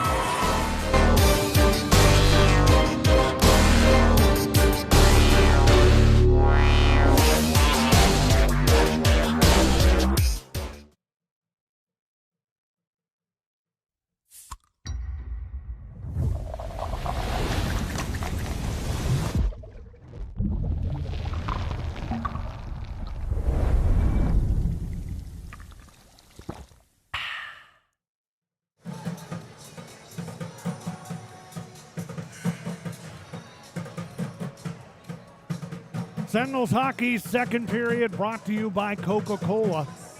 Indiana strong on the penalty kill tonight. And we'll see if they can continue to create some chances and get one by Huber, who's faced 12 shots on goal, 19 for Port Huron. And the face-off will be in the right wing circle of the Indiana end. Glove side of Kerr. Prowlers control. They set up a one-timer in the slot for Favaro that's stopped, and then the loose puck in the left wing circle. The Prowlers continue to pressure Indiana territory. You in behind the net. Ucell trying to center, but the Sentinels intercept. Here's Esposito, right wing. Esposito feeds one toward the net with Pavlov cutting toward the goal, but he couldn't connect on that, and the Prowlers with it, and back they come. Anderson trying to play it toward the front of the Indiana net, just floats it in deep into the right wing corner. Jamie Bucell chases after it there. Bucell dumps it back in behind the net. Comes off the boards for a centering attempt by Lackney, intercepted by the Sentinels. Jonas Lease to center, wanting a line change. Swings it down deep into the Port Huron end. And the Prowlers with a 3-0 lead. Play it out to Lackney at center. He's got their third goal here tonight. Lackney on a give and go with Millette.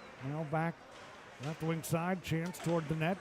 Shot by Graham Stomp, loose puck. Millette swings it wide of the Indiana net. Now on the stick side of Kerr, and the puck comes out to center, and the play's whistled down on a hand pass. And that'll stop the action now with 7:39 remaining in period 2. Sentinels really unable to get into the offensive zone cleanly in this second period and get set up, try to get some opportunities towards the net. They had a good opportunity on the 3-on-2 rush started by Ethan Esposito, trying to saucer pass that one across to Pavlov going back door. Pavlov had his stick a little too well tied up in order to get that chance on net. So we'd like to see the Sentinels try to get set up in the offensive zone here. Their best scoring chance of this period came on the shorthanded opportunity for Jonas Leas. Going to get to a loose puck and storm his way in. Try and sneak it by low on Huber's glove side. And the Prowlers send the puck in deep into the near side of the Indiana end. Port Huron's Millette gets to it in behind Indiana's goal. Comes off the boards on the left wing side. Skates into the high slot. Looks toward the net, shoots. It goes off Wolf's stick. Caroms into the near corner Indiana territory. Prowlers pressuring there. And Lockhart with it at the right point. Over to the left side to Oregon. Scoots it in deep. Far corner Indiana end. Castillo up with it. Looks to clear. Kept alive by Lockhart right wing. Lockhart feeding it in deep behind the Indiana net, handled there by Graham, putting it in front. Shot blocked by Castillo on the attempt from right in the slot by Lackney. Prowlers continuing to pressure. Graham shoots, and that's wide of the Indiana net. Graham tracks it down on the left wing corner of the Indiana end. Prowlers just all over Indiana right now. Graham out to Lockhart at the right point. Slides it back to the left wing side, stepping in from the point with that puck. Anderson shoots, blocked, kept alive by Lockhart. Over now to Price, his shot and the stop made. Puck bouncing free far side, Indiana in. Prowlers continuing to pressure. Shot in deep by DeCumbus from in behind the net. Indiana just trying to get a handle on that puck. One of the players without a stick. That for the Sentinels is Jakob Wolf. He gave his stick to Peavy, and it's the wrong-handed stick. Peavy broke his stick. So now Peavy is playing with a stick that's on the wrong hand. And a stop made by Chris Kerr, and the Sentinels get a much-needed clear as Wolf will head over to the bench and get a new stick after giving that to Peavy with the puck in the defensive end. But the curve the opposite way, as Andy was talking about, and the Sentinels were able to dodge the bullet there.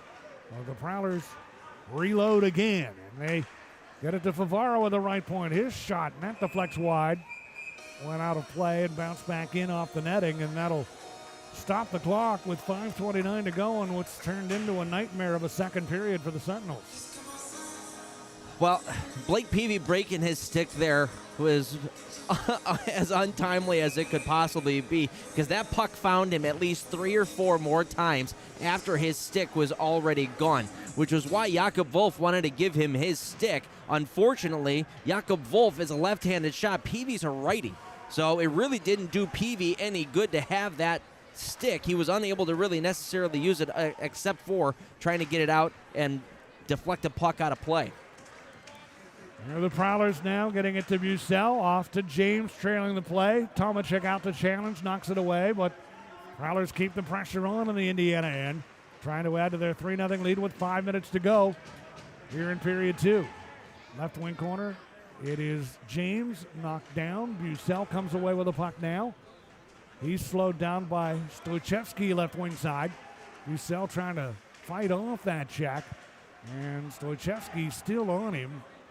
And the Prowlers come away with possession here with 4:39 to go in the second period. Port Huron leading it.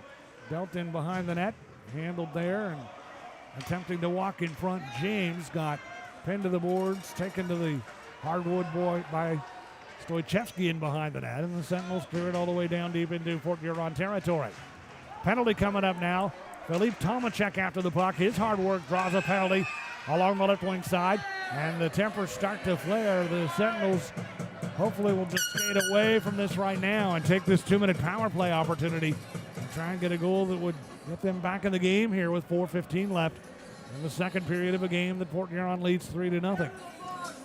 Really good hard work there from Phil Tomacek to draw that penalty. It's going to end up going to Parsons. He'll sit down for 2 minutes. So Brian Parsons in the box, and this will be a Haas Insurance power play chance for Indiana.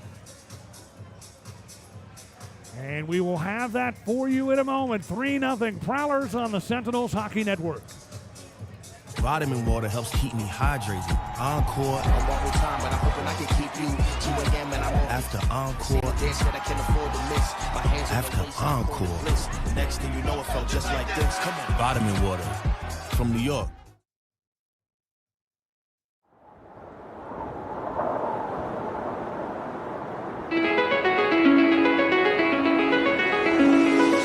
Calling me, like the rainbow,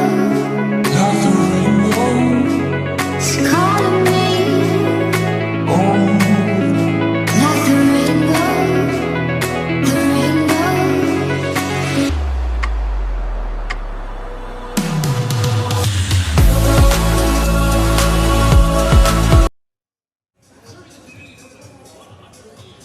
This is going to turn into a 2-man advantage for Indiana.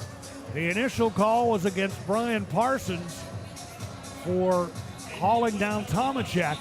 And then an additional minor handed to Luke James, who joined the fray. So here is a golden opportunity on the Haas Insurance power play for Indiana to try and do something about this 3-0 deficit. And like I said, nothing changes from what you were doing before on the power play. Keep going the way you were. You're going to get rewarded. Peavy on the faceoff. Sentinels get it to Tomacek. In for the left point is shot, and that's wide of the net. Bouncing puck right wing side. Stoichevsky with it. Stoichevsky off the boards to Panovanov. Over to Peavy. Top of the left circle. Fakes the shot. Feeds Ivan Panovanov. Back to Peavy. Left wing circle. Now to the side of the net. Tomacek centers. Unable to get it home. In front of the net, though, is Bauer. And the Prowlers come up with a loose puck, and they'll clear it all the way down deep into the Indiana end. Great setup there. Perfect cross crease pass. And Bauer just unable to get that one home. Tomacek now to Bauer. Over the blue line on right wing to Esposito just outside the Indiana bench. 5-on-3. Esposito to Panovanov right circle. Now to Bauer in deep. Putting it in front. Esposito there, and he can't get it home. Panovanov keeps it alive to Esposito left circle. Now to Peavy. Back to Panovanov. Slap shot. That deflects wide. Goes up over the glass and out of play. With 1:04 to go on the power play time. And 3:19 left here in period 2. Like the puck movement there up top. Going back and forth, trying to get the one guy that they've got going up toward the blue line out of position, and a really good shot block there at the last second by Nick Favaro. Get just enough of that to send it out of play. Wolf will take the face-off for Indiana. Colarusso and Pavlov are on the points. Lias and Esposito join Wolf up front. Sentinels get it to Colarusso. Left point on the power play. Looks toward the net. Feeds to Esposito. Lower edge left circle. Steps out now to the top of the circle. Delivers to Pavlov, right point. Across to Colarusso in front. Shoots, it's blocked. Loose puck kept alive. Pavlov with it to Colarusso, left wing. Colarusso, cross ice pass. Lias, right wing circle. Back to Pavlov, right point. Now to Lias, right circle. Cross ice feed. Colarusso, bouncing puck, trying to get it settled down. Hacks it toward the net. Stop made by Huber, and he'll hang on to it. Boy, that puck bouncing around like a hot potato, and Colarusso just had a hard time finding the handle on it in the left wing circle. That's a tough pass to receive for Richie Colarusso. That thing was tumbling end over end, and it hit his stick and it popped straight up in the air. So he's got to give it a little bit of time to come back down to the ground, and all he could really do is try to force that puck on net. Another offensive zone draw coming here for Indiana. Stoichevsky, Peavy, and Bauer up front. Tomacek left point. Panovanov over on the right. And a big face-off won by the Prowlers. The draw won by Graham, their player head coach, and they clear it out to center ice. 20 seconds left on the two-man time. Panovanov on the move. Trying to feed it into the slot. Graham knocked it away. And another whistle and a hand pass is the call. With 14 seconds now to go on the two-man advantage time for Indiana on the Haas Insurance power play. That was a pass across from Panovanov, bounced up into the air, and Bauer trying to knock that one down with his hand. Accidentally swatted it forward. Was touched on the opposite side by Stoichevsky. Ends up being a hand pass and comes out to the neutral zone. Face off outside the blue line over in front of the Indiana bench. Drawn back to Colarusso. Finds the handle on it in front of the Prowler bench. Delivers to Pavlov at center. Pavlov crossing the line. Sentinels have to hurry to try and take advantage before the men come out of the box. Off now to the left side to Esposito. Over to Colarusso. Penalty time over. Back to Esposito. Nice move in the slot, but couldn't get the puck settled down. And the puck broken up. Play broken up by the Prowlers, who take possession of that puck. And they'll clear it. Comes outside the zone. Colarusso played it back in again, but an offside call. 2:01 left here in the second period. The Sentinels with some good pressure on that two-man advantage power play. Now with 17 shots on goal. And 2:01 to go here in period number 2. Richie Colarusso trying to plead his case, saying that my hand was way out in front of me, trying to knock that one down, but linesman's not going to hear it. And they'll drop the puck with a face-off outside the Prowler blue line. Anderson wins it for Indiana. They pulled it between the two men behind him all the way back into the Indiana end. Colarusso goes to get it. Let's see if the Sentinels can finish strong here in period 2. A head man pass to Infantino up left wing. Rolls it along the boards in behind the Prowler net. Bouncing into the right wing corner. Indiana's Noah Radburn after it. But the Prowlers come away with possession. Here's Favaro at center ice. And the Prowlers have the whistle as they try and cut their way into the Indiana end. Puck bouncing up, I believe, into the Prowler bench area and back in, and so play stops with 1:33 to go, second period. Port Huron with 1 in the first, 2 in the second. Blake Anderson in the first. Here in period 2, Vincent DeCumbus and Lucas Lackney.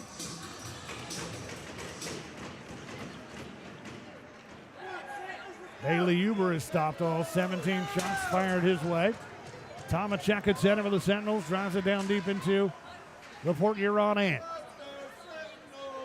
The Prowlers with possession of the puck. Panovanov trying to slow down the breakout, but they do get it up to center ice. Terrain with it there.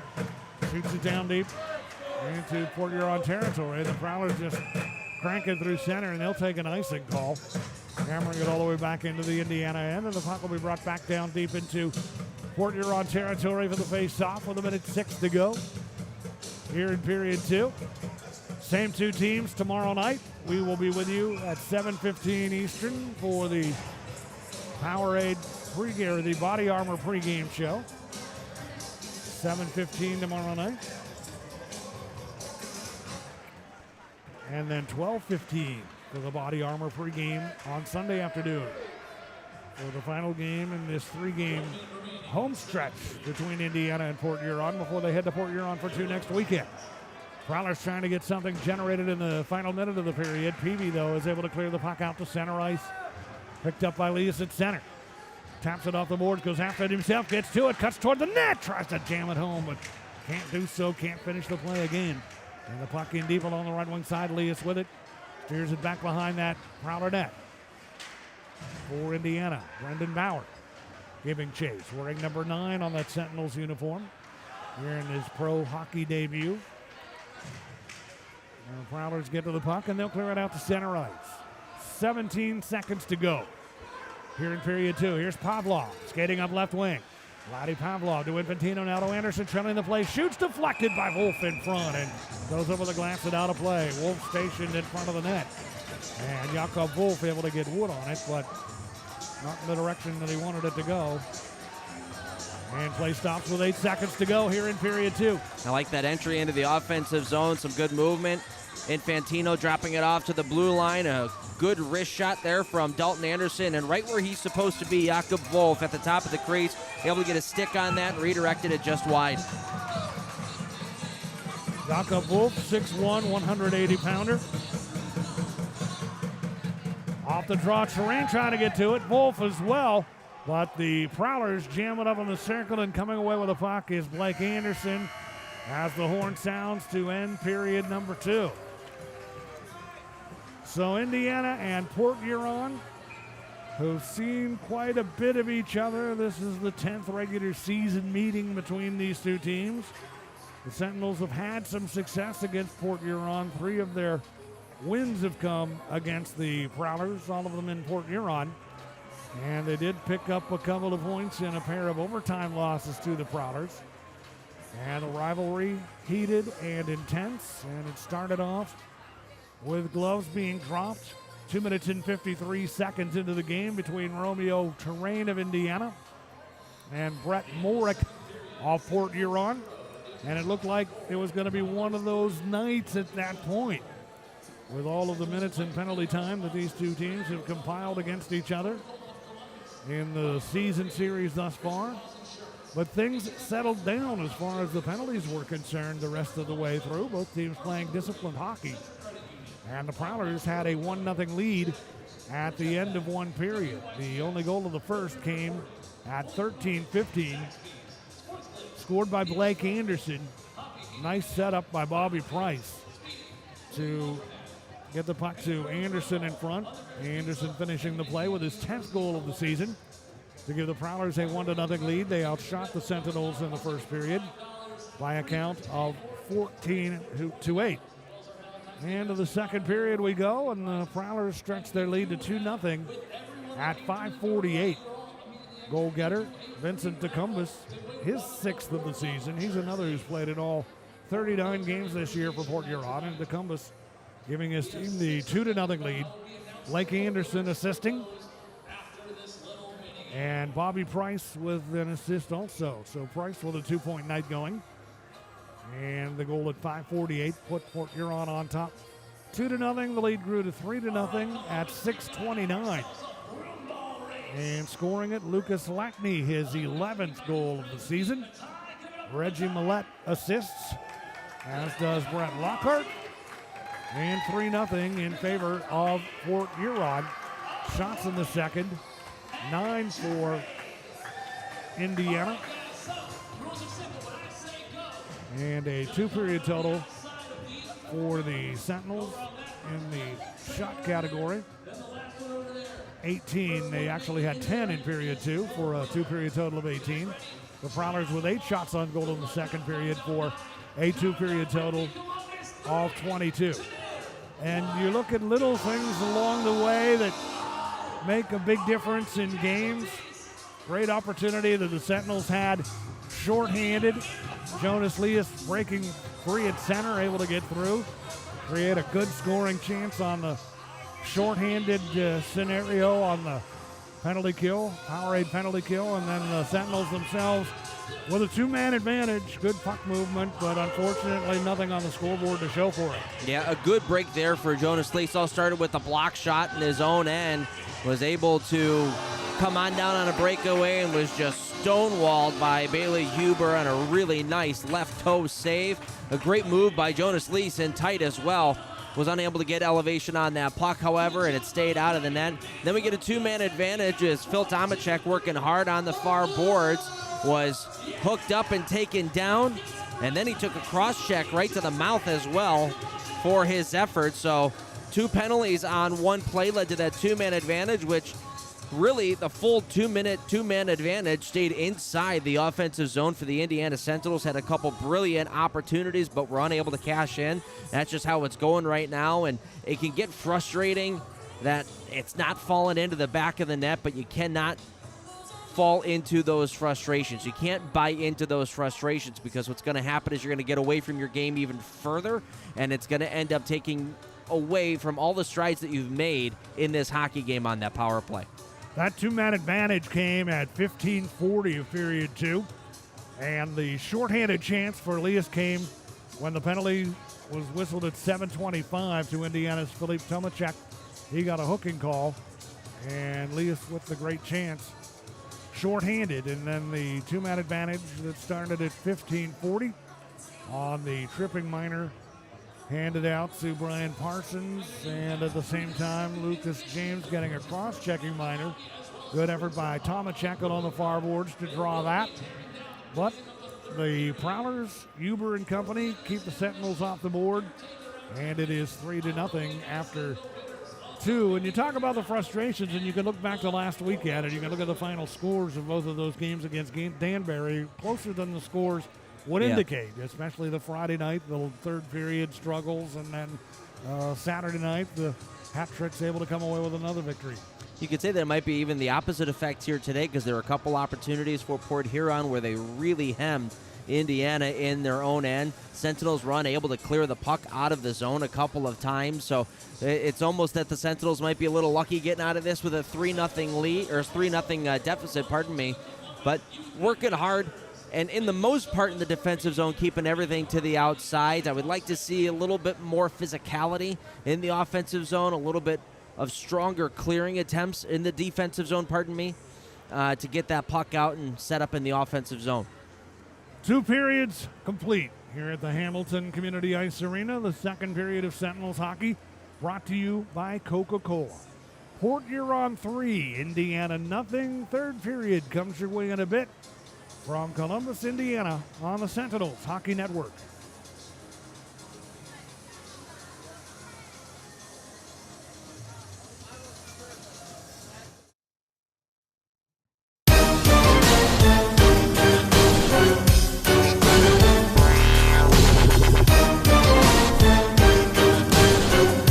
To go, the man advantage for the Prowlers.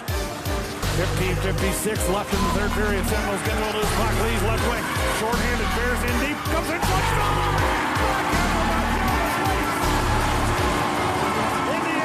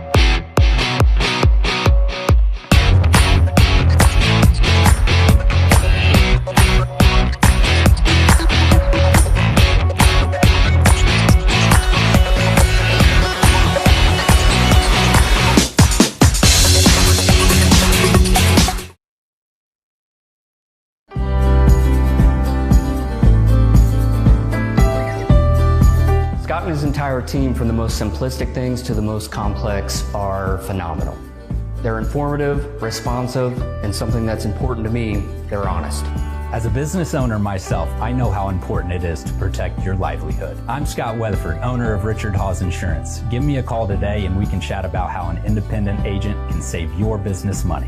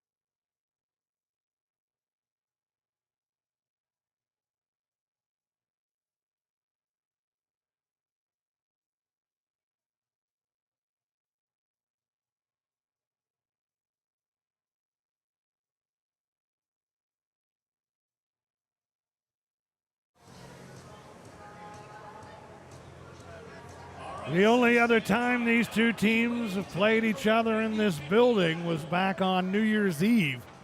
And the Sentinels got a point out of that game, losing 3-2 in overtime. John Werber put forth a solid effort in net that night as the team skated to a 2-2 tie at the end of regulation. And then Matt Graham scored the game winner early in the sudden death overtime period, the player coach of the Port Huron Prowlers. And that's the only other time these two teams have played each other in this building. They were scheduled to play a Sunday game, the 25th of January here, but a foot of snow and wicked winds of Mother Nature changed the plans for that one. So this is just the second time they've seen each other in this building as we start a 3-game weekend homestand against Port Huron. Same two teams tomorrow night. 7:15 airtime for the Body Armor pregame show. And then Sunday afternoon, the Sentinels and the Prowlers will play one another again. 12:30 Eastern Time face-off, 12:15 for the pregame on Sunday. And Andy, the Sentinels have some work to do here in the third period. We'll see if they can get off to a good start. See if they can get one early, put some pressure on Huber, and try and get back in this game.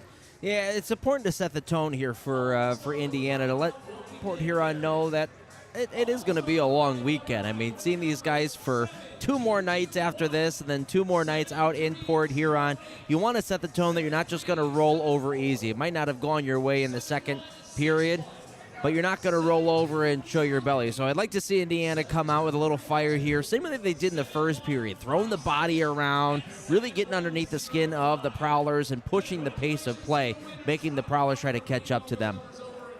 Here it is 3-0 in favor of the Prowlers, and we'll take a look at the latest from around the Federal Prospects Hockey League. Busy Friday night, as the Fridays and the weekends always are. And in Twin City tonight, the Watertown Wolves trying to snap out of the funk that they've been in. They have lost 4 in a row. They are 2-6-2 in their last 10. They start the night 12 points ahead of the Sentinels in the Empire Division, and Watertown trailing in a high-scoring battle in Twin Cities tonight, 5-4. The Twin City Thunderbirds with the lead over the Wolves. So the Sentinels have a shot to try and finish out of the basement in the Empire Division. The Watertown Wolves certainly within reach of catching, and Twin City with a 5-4 lead over Watertown in the second intermission in Twin City tonight. Here, as we mentioned, 3-0, the Prowlers on the road, getting the 18-save performance from Bailey Huber and building that 3-0 lead over the Sentinels as we near the start of period number 3. In Blue Ridge tonight, 2-2 game between the PD Ice Cats and the Blue Ridge Bobcats. Binghamton Black Bears, winners of 6 in a row, 34-point lead off first place in the Empire Division. Strapping it on the Danbury Hat-Tricks tonight on the road in Danbury, 5-0 in the second period. The Biloxi Breakers, the team that is struggling the most in the league right now, they have lost 13 straight. Yeah. And that doesn't look like it's going to change tonight. They are down 3-0 on the road in Columbus against the River Dragons, who are 8-1-1 in their last 10.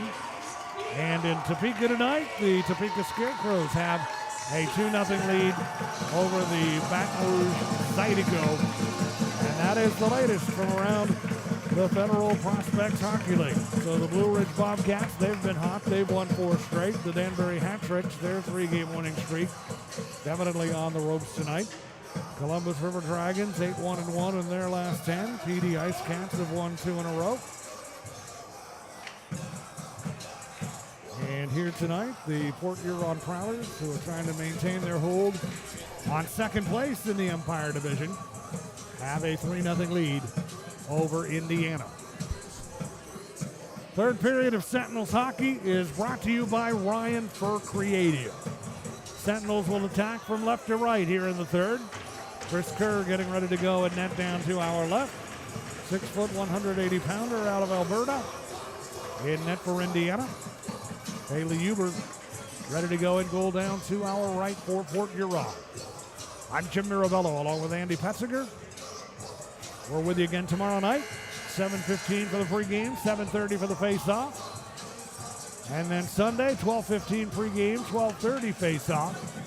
Then on the road, Andy will bring it your way from Port Huron's McMorran Place Arena next weekend, next Friday and Saturday, as this 5-game series comes to a conclusion. And that will be the end of the season series between Indiana and Port Huron when they square off in Port Huron next weekend. The Prowlers from the face-off step into the Indiana end. Price with a puck, trying to dump it in deep. Play broken up by Romeo Terrain, steers it to center. Infantino looking to knock it forward. Wolf helping out on the play, keeping it alive, nudging it into the Port Huron end. Prowlers with possession. Nicholas Favaro, far side of his own end, delivers out to Price at center, comes into the high slot and whips a wrist shot wide of the Indiana net. Ivanov pops it off the boards from in behind the goal, tried to get it to Terrain. He and one of the Prowlers come together. Oregon, and the play whistled down. Clock stops 39 seconds into the third period, and they'll face it off back in the Indiana end following the icing call against the Sentinels. And the draw will be to the stick side of Chris Kirk. We had the fight 2 minutes and 53 seconds in between Terrain and Morick. Thought maybe that was going to set the tone for the night, but the teams have played disciplined hockey for the most part since then. The Prowlers did take a couple of penalties late in period 2 that created a 2-man advantage opportunity for Indiana. Here are the Prowlers into the Sentinels end again, trying to add to their lead from along the right wing boards. Lackney trying to center. Puck knocked away. Oregon keeps it alive, dumps it in behind the Indiana goal. Sentinels are able to get to it. And to center ice comes Christers Bormanis. First game in an Indiana uniform. Getting that puck in deep and behind the Port Huron goal. 1 minute and a half gone here in the third period, as the Sentinels try and get something to spark this crowd to life. A good gathering here tonight at the Hamilton Community Ice Arena. Port Huron well represented. They brought a bunch of folks down from up north cheering on their team. Shot from the right wing side by Luke James goes wide of the Indiana net. Puck to center ice, handled by Brockway, and he'll crank it back down deep behind that Sentinels net. Castillo trying to clear it out. Pressured by Alexander Ray in deep. Ray able to come away with a puck on the right wing side. Now stepping in Peavy, Indiana's team captain, normally a forward, pressed into service on D. Prowlers pressure, they get the puck from the front of the net, and they've scored to take a 4-0 lead. Jamie Bussell finishes the play from right in front. 4 different goal getters now tonight for Port Huron. And the Prowlers are up 4-0. This goal comes 2 minutes and 14 seconds into period number 3. Well, the Sentinels will look at video and realize that a good chunk of the goals that are being scored against them are based on the fact that they haven't been able to get a clean exit out of their own end. They had the puck on their stick. All they really needed to do was flip that through the air and out. Unfortunately, unable to do that. It's held in at the point. Tic-tac-toe, they go. Jamie Bussell getting goal number 5 on the year. And the Sentinels off the face-off have the puck. Romeo Terrain in his own end. Feeds it to Bradburn at center ice, and he'll knock it down deep into Port Huron territory. So the Prowlers get a big insurance goal here early in the third period to stretch their lead to 4-0, and they'll dump the puck down deep into the Indiana end. Thought it should have been an icing, but it was waved off, and Ivanov comes away with it. Outlets to Terrain on left wing. Delivers right wing now to Anderson. Anderson to the blue line. Sweeps it in deep and behind the Port Huron net. Infantino after a bouncing puck on the left wing side.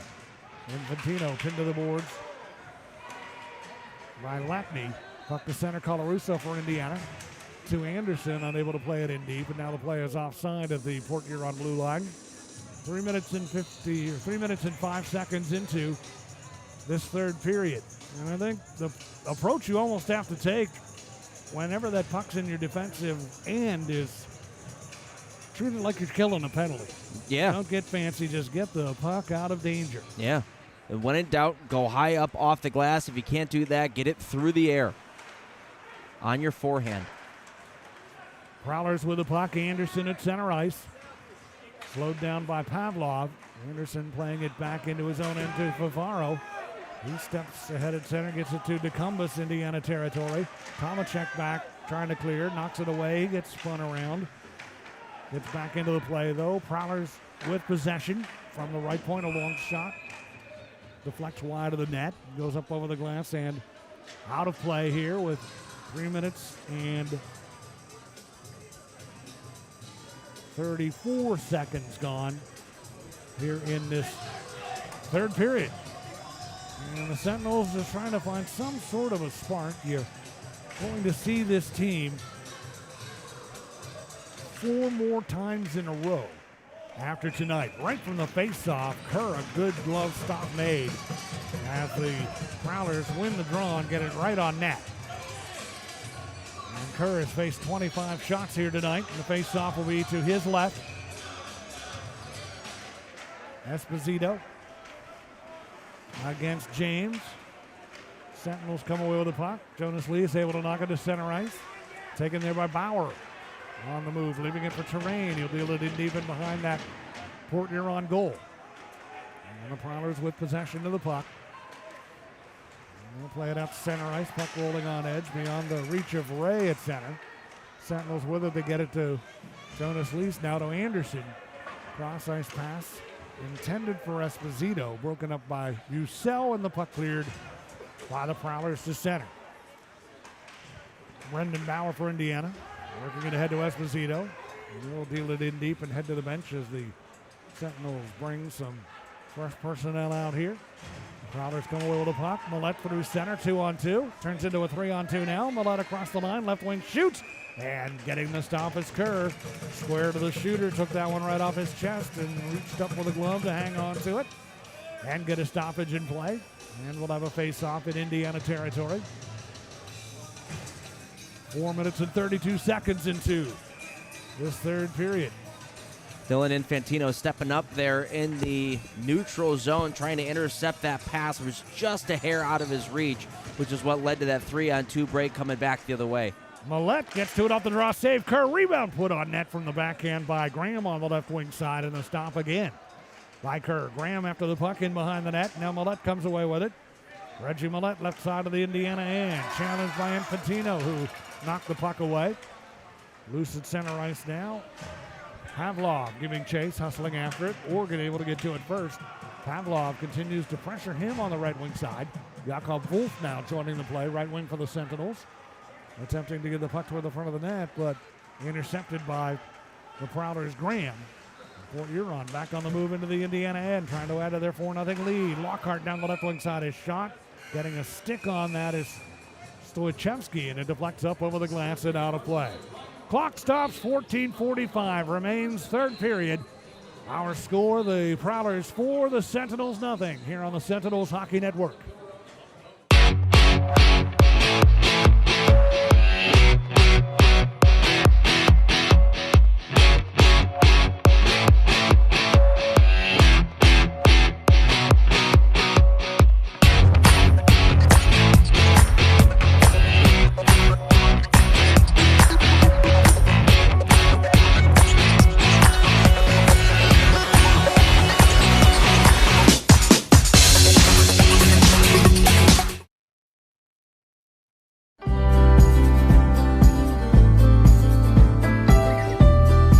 Scott and his entire team, from the most simplistic things to the most complex, are phenomenal. They're informative, responsive, and something that's important to me, they're honest. As a business owner myself, I know how important it is to protect your livelihood. I'm Scott Weatherford, owner of Richard Hawes Insurance. Give me a call today and we can chat about how an independent agent can save your business money.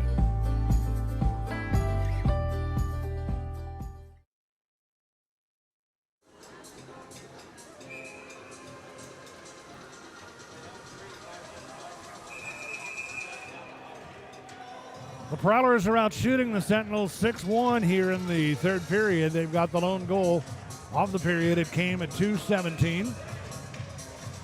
Goal scored by Jamie Bucell.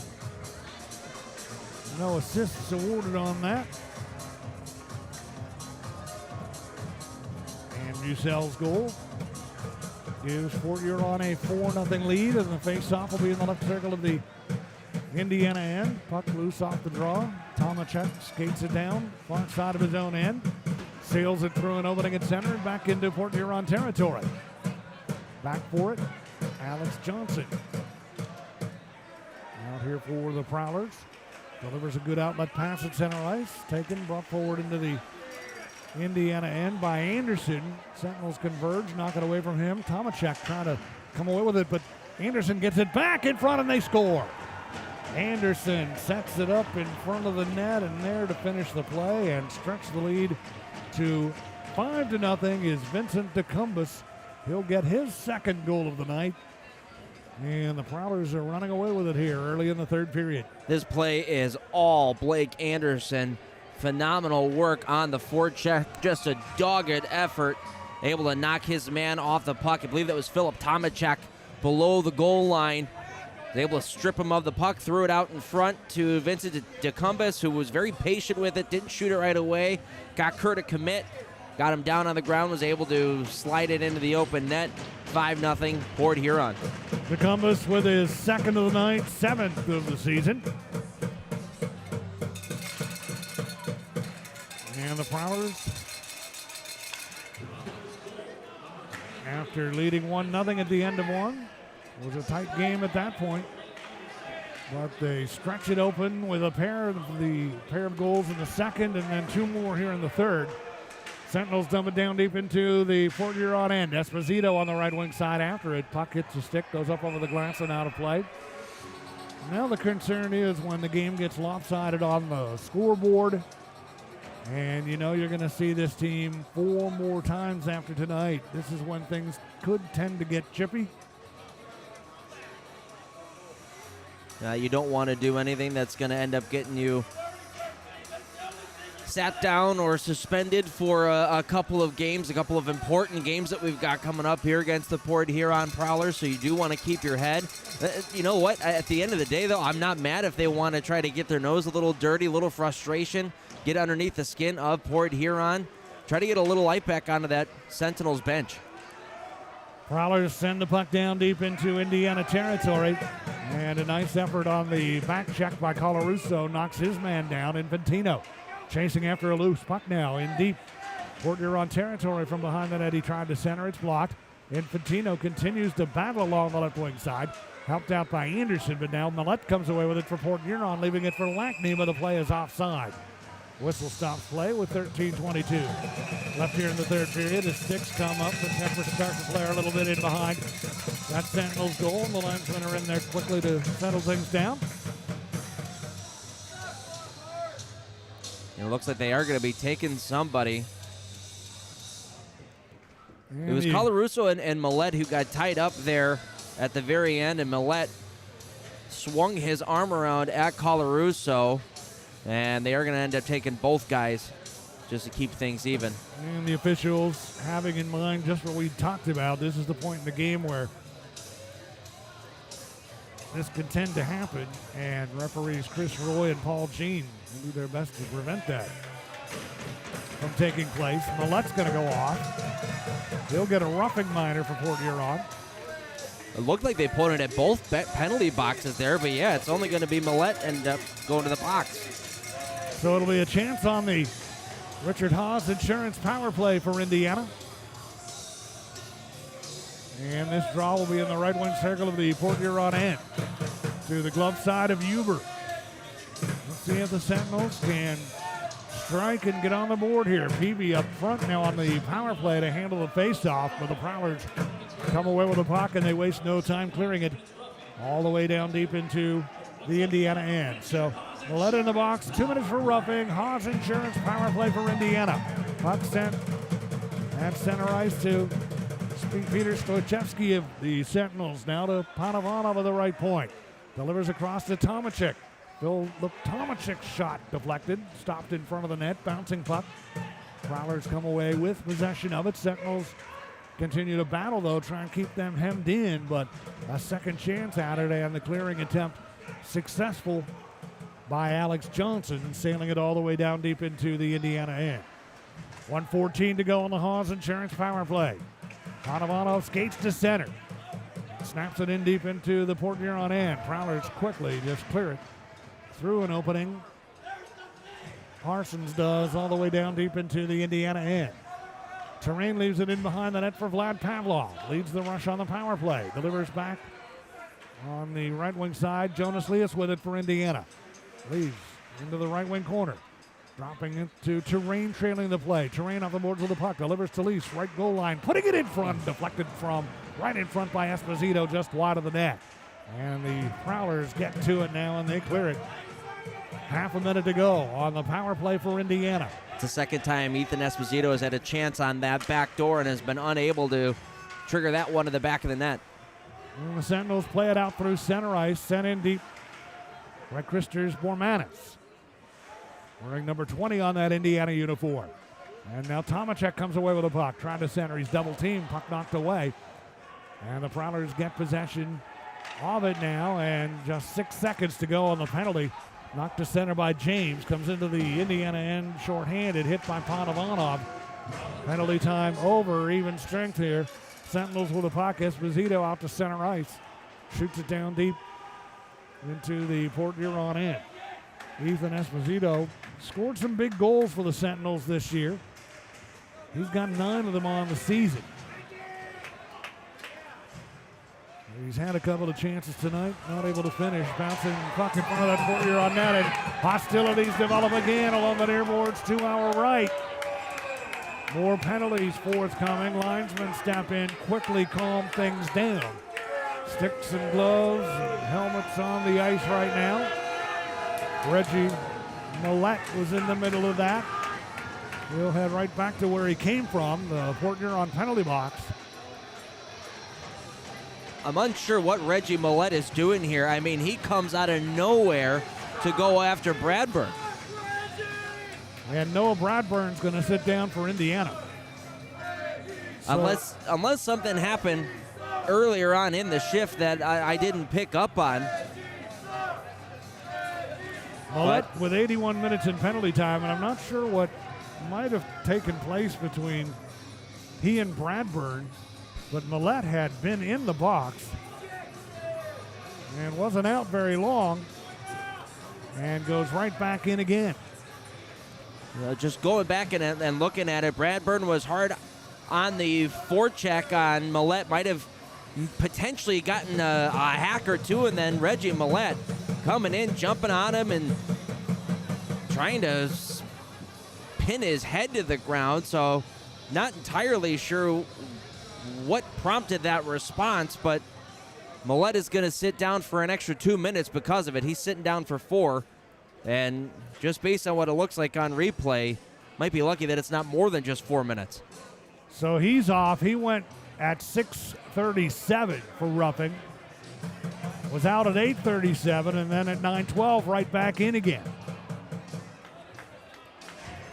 They've got 2 minutes on the board against Indiana's Noah Bradburn, and now they've taken another 2 minutes off the board against Millette. So they're still sorting all of this out.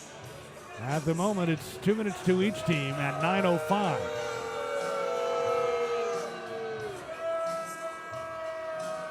Of period number 3.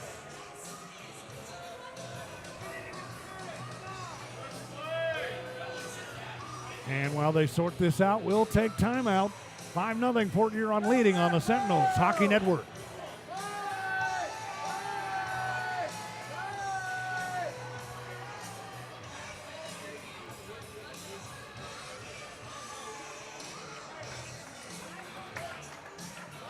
Face-off coming up in the right wing circle of the Port Huron end. So it's going to be a coincidental minor scenario.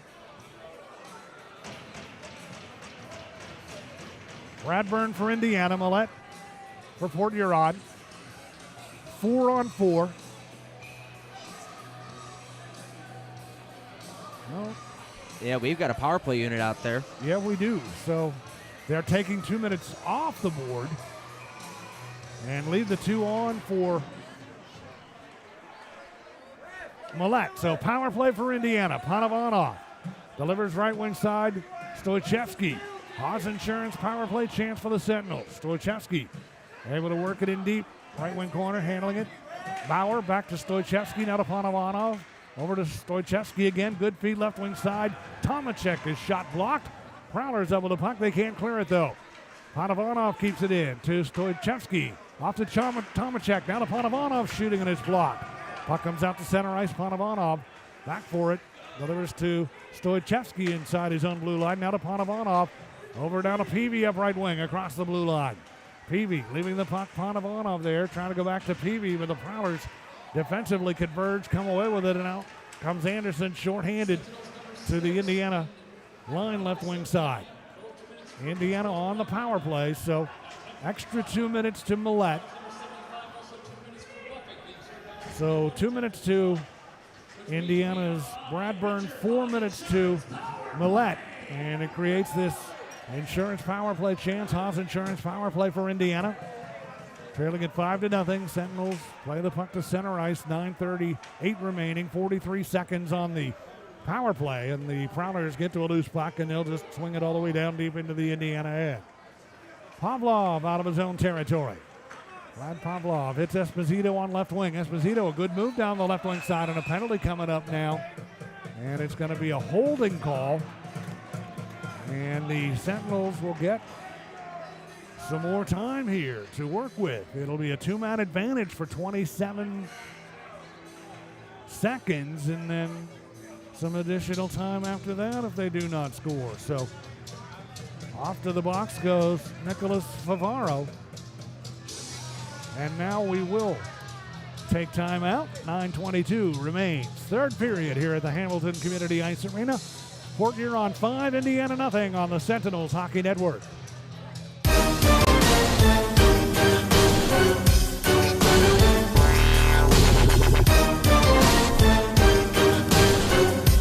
go in the man advantage for the Prowlers.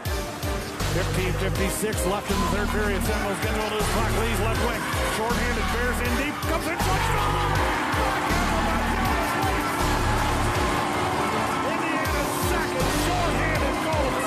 And that'll tie the game at 2.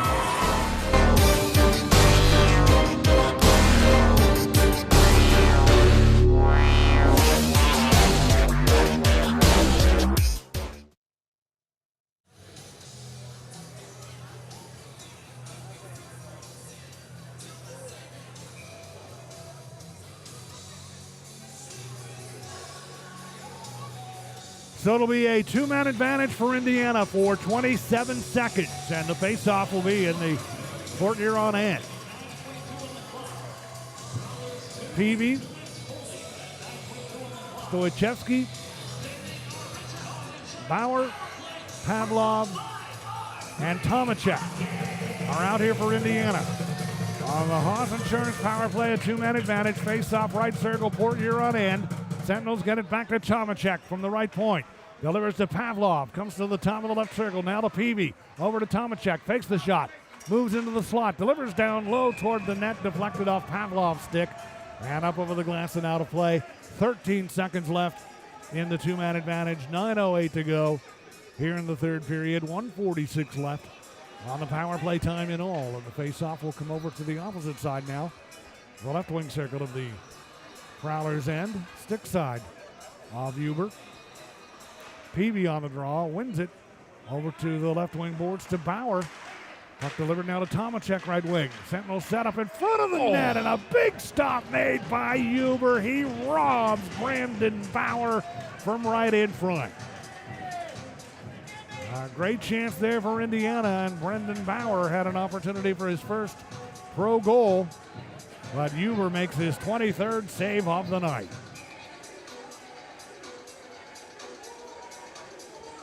And the face-off again on the right wing circle of the Port Huron end. The Sentinels control. Back to Tomacek. Over now to Pavlov outside the left wing circle. Down to a one-man advantage. Peavy gets to it. Over to Tomacek. His shot blocked. As out of the penalty box was Bobby Price, who was serving the first portion of that minor. And now 1:16 in all to go in the power play time. Sentinels get to the puck. Here is Tomacek in his own territory. Tomacek pressured on the left wing side by Bucell. Indiana, though, able to come away with possession. Terrain up right wing. Terrain outside the right wing circle. Cuts in deep. Rolls it around the horn to the left wing side. Formanis after it for Indiana. Terrain in there also. Trying to keep it alive in the Port Huron end. 48 seconds to go in the power play time. Pass across. Tomacek had a hard time handling it, but comes back to get it. Delivers left side. Terrain now to Panovanov. Back to Tomacek at the top of the right circle. Hands it in deep. Jonas Lias there for Indiana. 33 seconds on the power play. Lias one-arming that puck behind the net. Out to Terrain, over to Panovanov. Now to Lias, tight angle shot. That hit the side of the net. Puck picked up there and cleared now by the Prowlers. All the way down deep into the Indiana end.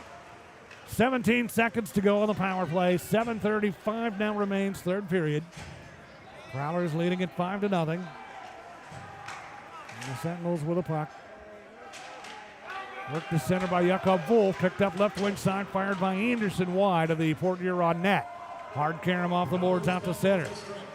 Panovanov with it now to Pavlov. Back to Panovanov. Penalty time over. Here's Panovanov. Had it knocked away. Penalty coming up now against Indiana. It'll be a slashing call with 7:11 remaining here in this third period. Panovanov took that right on the left hand. That two-hand slash, and Blake Anderson going to go and sit down. So Port Huron spending a good chunk of change of this third period in the box. We'll see if the Sentinels can try and make them pay for it here. All these penalties that they are stacking up in the third period. So far, they have not been burned with it.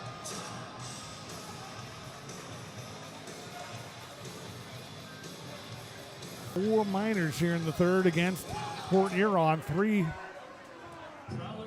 for Indiana. So slashing call against Anderson, and another chance for Indiana on the power play.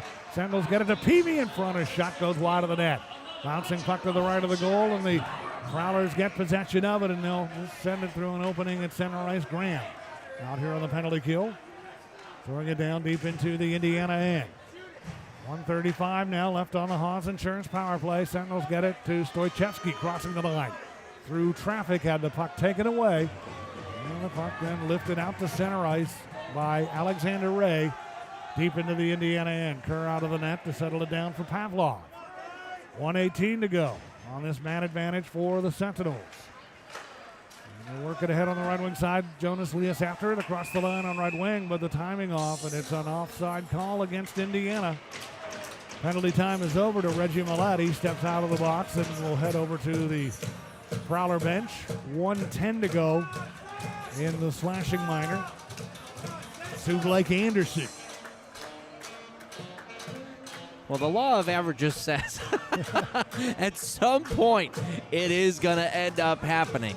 Just got to keep on keeping on if you're the Indiana Sentinels here. I mean, I feel like I'm a broken record. I understand that it's frustrating that it's not going into the back of the net, but how much of the power play has been spent in the offensive zone? I mean, it's been a good amount of time spent in the O-zone, so it might not be going in the back of the net, but that doesn't mean that good things aren't happening.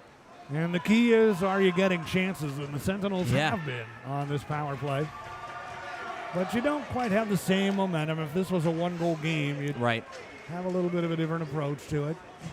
Colarusso out to center ice. Colarusso, and the play is offside at the Port Huron line. And we've seen it a couple times tonight with Ethan Esposito, who's got 9 goals on the year. He's certainly a guy capable of putting the puck in the net. And I think Richie just got tossed. Yeah, that's the indication. Frustration on Richie Colarusso. He's going to be done for the night. He'll head to the Sentinels dressing room. But what I was getting to with Esposito, he's a guy that has scored 9 goals on the year, but when you get into a slump and you just start squeezing that stick, and it just seems to get harder and harder the more you try to get out of it, and not just Esposito, but everybody, that when you get snake bit. Yeah, I was going to say that whole power play unit is really just kind of squeezing the stick a little too tight. And the Prowlers send the puck down deep into the Indiana end. That misconduct penalty against Colarusso will not result in any power play time for Port Huron. That Colarusso will get an early shower here tonight. Terrain up with the puck at center for Indiana. Just dumps it down deep into the Port Huron end. Penalty time, 5 seconds as the Prowlers will kill it off here. Feeding it in deep. Kerr handling the puck, leaving it for Romeo Terrain. In behind his own net. Shots on goal even now at 28.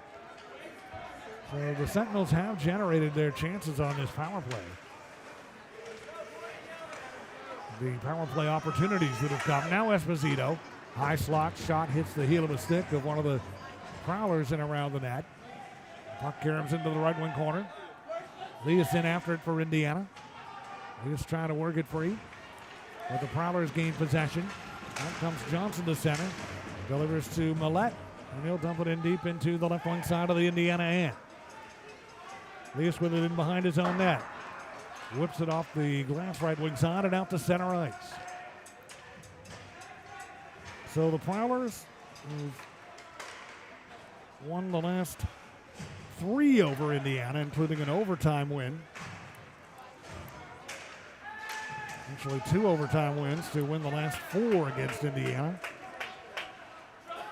On the verge of making it 5 straight over the Sentinels here tonight. And the puck in deep. Prowler territory. It is DeCumbus who will be looking for the hat trick tonight. And the Prowlers just deal it down deep into the Indiana end. Pavlov looking to clear it out. Prowlers converge. Try and get traffic toward the front of the net, but the Sentinels intercept. And clear it all the way back down deep into the Port Huron end. 3:37 remains here in this third period. Here's Ray out to center ice. Ray to the Indiana line. He's hit and slowed down by Brendan Bauer.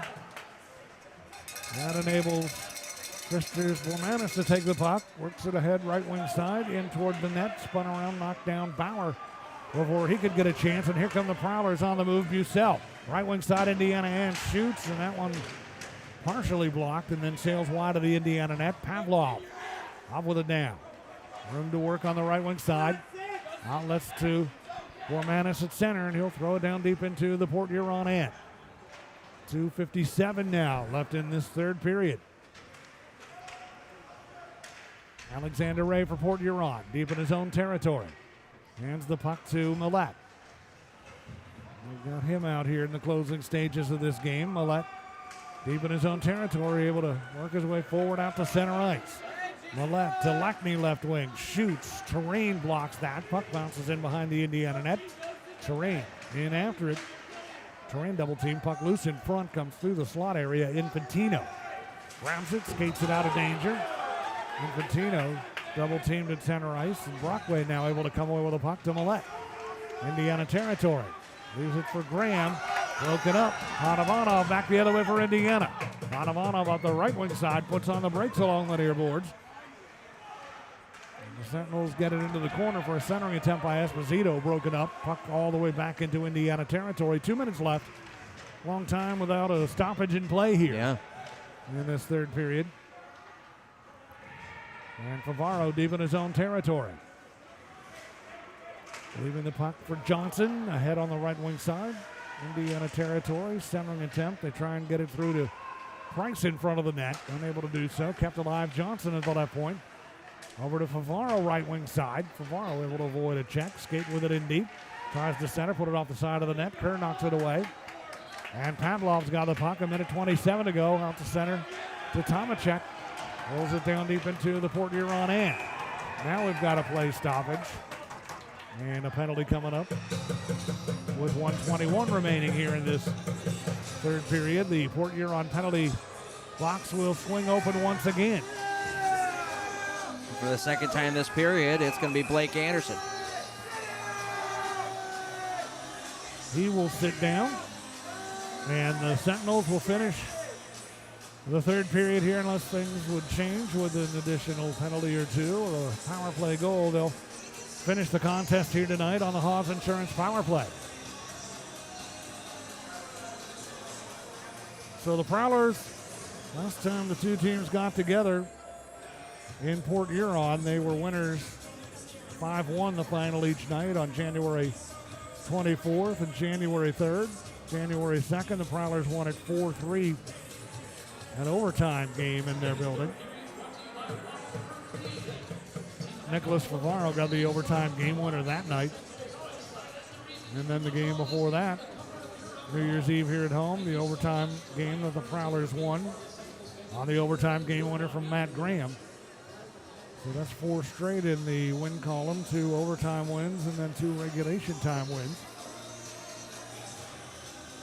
And the Prowlers have kept the Sentinels off the scoreboard here. Indiana will have a minute 21 and a Haas Insurance power play to try and do something about that. Indiana now out shooting Port Huron 29-28. Well, that's going to happen when you spend half the third period on the power play. So a lot of chances for Indiana. None of them falling into the back of the net yet. They had a late goal on Saturday's game against Danbury. Let's see if they can do the same thing here on the Haas Insurance power play. Delay of game is the call at 18:37 against Blake Anderson. Sentinels off the draw, have the puck. Here's Brendan Bauer handling it, leaving it along the left wing side. Tomacek with it, or make that Pavlov shoots, broke his stick as he put it toward the net. He'll head to the bench for a new piece of lumber as the Prowlers get to the puck and clear it all the way down deep into the Indiana end. Good look there. Joey Robb, equipment manager, had that stick ready for Pavlov. Equipment managers, hardest working guys in the game. Here are the Sentinels with the puck now along the right wing side. Esposito holding it. 43 seconds left in the third period. Works it in deep to Bauer. Tried to go back to Esposito. Millette intercepts. Brings it to center ice. He's got DeCumbus cutting toward the net. Instead, feeds it back to a trailer, and that is Favaro. His shot is blocked, and Favaro gets to it now at center. 24 ticks left on the clock. All of it power play time for Indiana. And the Prowlers, Favaro. Long feed to Bucell at center ice. Panovanov hustles back, ties him up. That'll enable Pavlov to come away with it now. Vladdy Pavlov for Indiana. Attempts to go to Elias at center. Broken up and sent on the backhand by Graham deep into the Sentinels' end as time runs out. And the Prowlers win this first of 5 straight between these two teams. 1 in the first, 2 in the second, and 2 in the third to collect their 22nd victory of the year and their 40th game of the season. The Sentinels now have dropped 4 straight in their 39th game of the year. And Port Huron starts off this 3-game weekend set the way they were hoping for, with a resounding win here tonight. And we'll see if the Sentinels can come back tomorrow night and turn the tables on them. A lot of new faces in the lineup for Indiana, 4 of them making their debuts here tonight. Sentinels got off to a good start with a lot of energy in the game here tonight. But things turned around in the first period. And at 13:15 of period number 1, Blake Anderson gave the Prowlers a 1-0 lead. Billy Price assisting, even strength goal, and that's how the first ended. 1-0 Port Huron on top. Shots in the first, the Prowlers had 14 and Indiana had 8. To the second period we go, and that's when the Prowlers really just took the upper hand in this game, and they stretched the lead to 2-0, 5 minutes and 48 seconds in. Vincent DeCumbus with his first of 2 on the night, his 6th of the year. Blake Anderson and Billy Price assisting to make it 2-0. The lead grows to 3-0 at 6:29 of the period, so the goals coming close together, 5:48 and then 6:29. As Lucas Lackney built the lead to 3-0. Lackney with his 11th goal of the season. Reggie Millette assisting. And Brian Parsons also, and that's how the second ended, 3-0 in favor of the Prowlers after 2 shots in the second. Indiana 10, Port Huron 8. Third period, the Prowlers had 2 more. The lead grows to 4-0 on an unassisted goal at 2:17 of the period, scored by Jamie Bucell, his 5th of the season, and then the final goal of the night. And this one not too far thereafter. Bucell at 2:17, and that at 5:46. Vincent DeCumbus with his 2nd of the night and 7th of the season. Blake Anderson assisting for the final goal of the night in this 5-0 Port Huron victory. All 5 Port Huron goals were even strength goals. And the Sentinels had plenty of chances on the power play, and in particular, when this game was close back in period 2 when they had a 2-man advantage, they were down 3-0 at that point, and that was the opening of the door to try and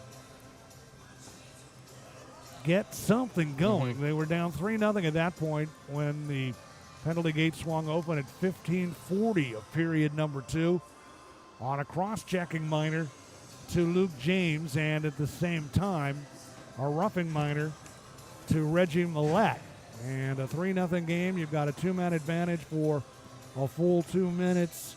Sentinels had pressure on, but could not get one by Kerr. And from that point on, you just had a feeling that the Prowlers, their confidence just grew by leaps and bounds as they skate to this win. The major turning point being that 2-man advantage in the second period, a full 2-minute 2-man advantage where once again the Sentinels generated a bunch of opportunities, had a couple backdoor plays where they just weren't unable to get the blade of the stick on the puck and be able to tap that puck into the back of the net.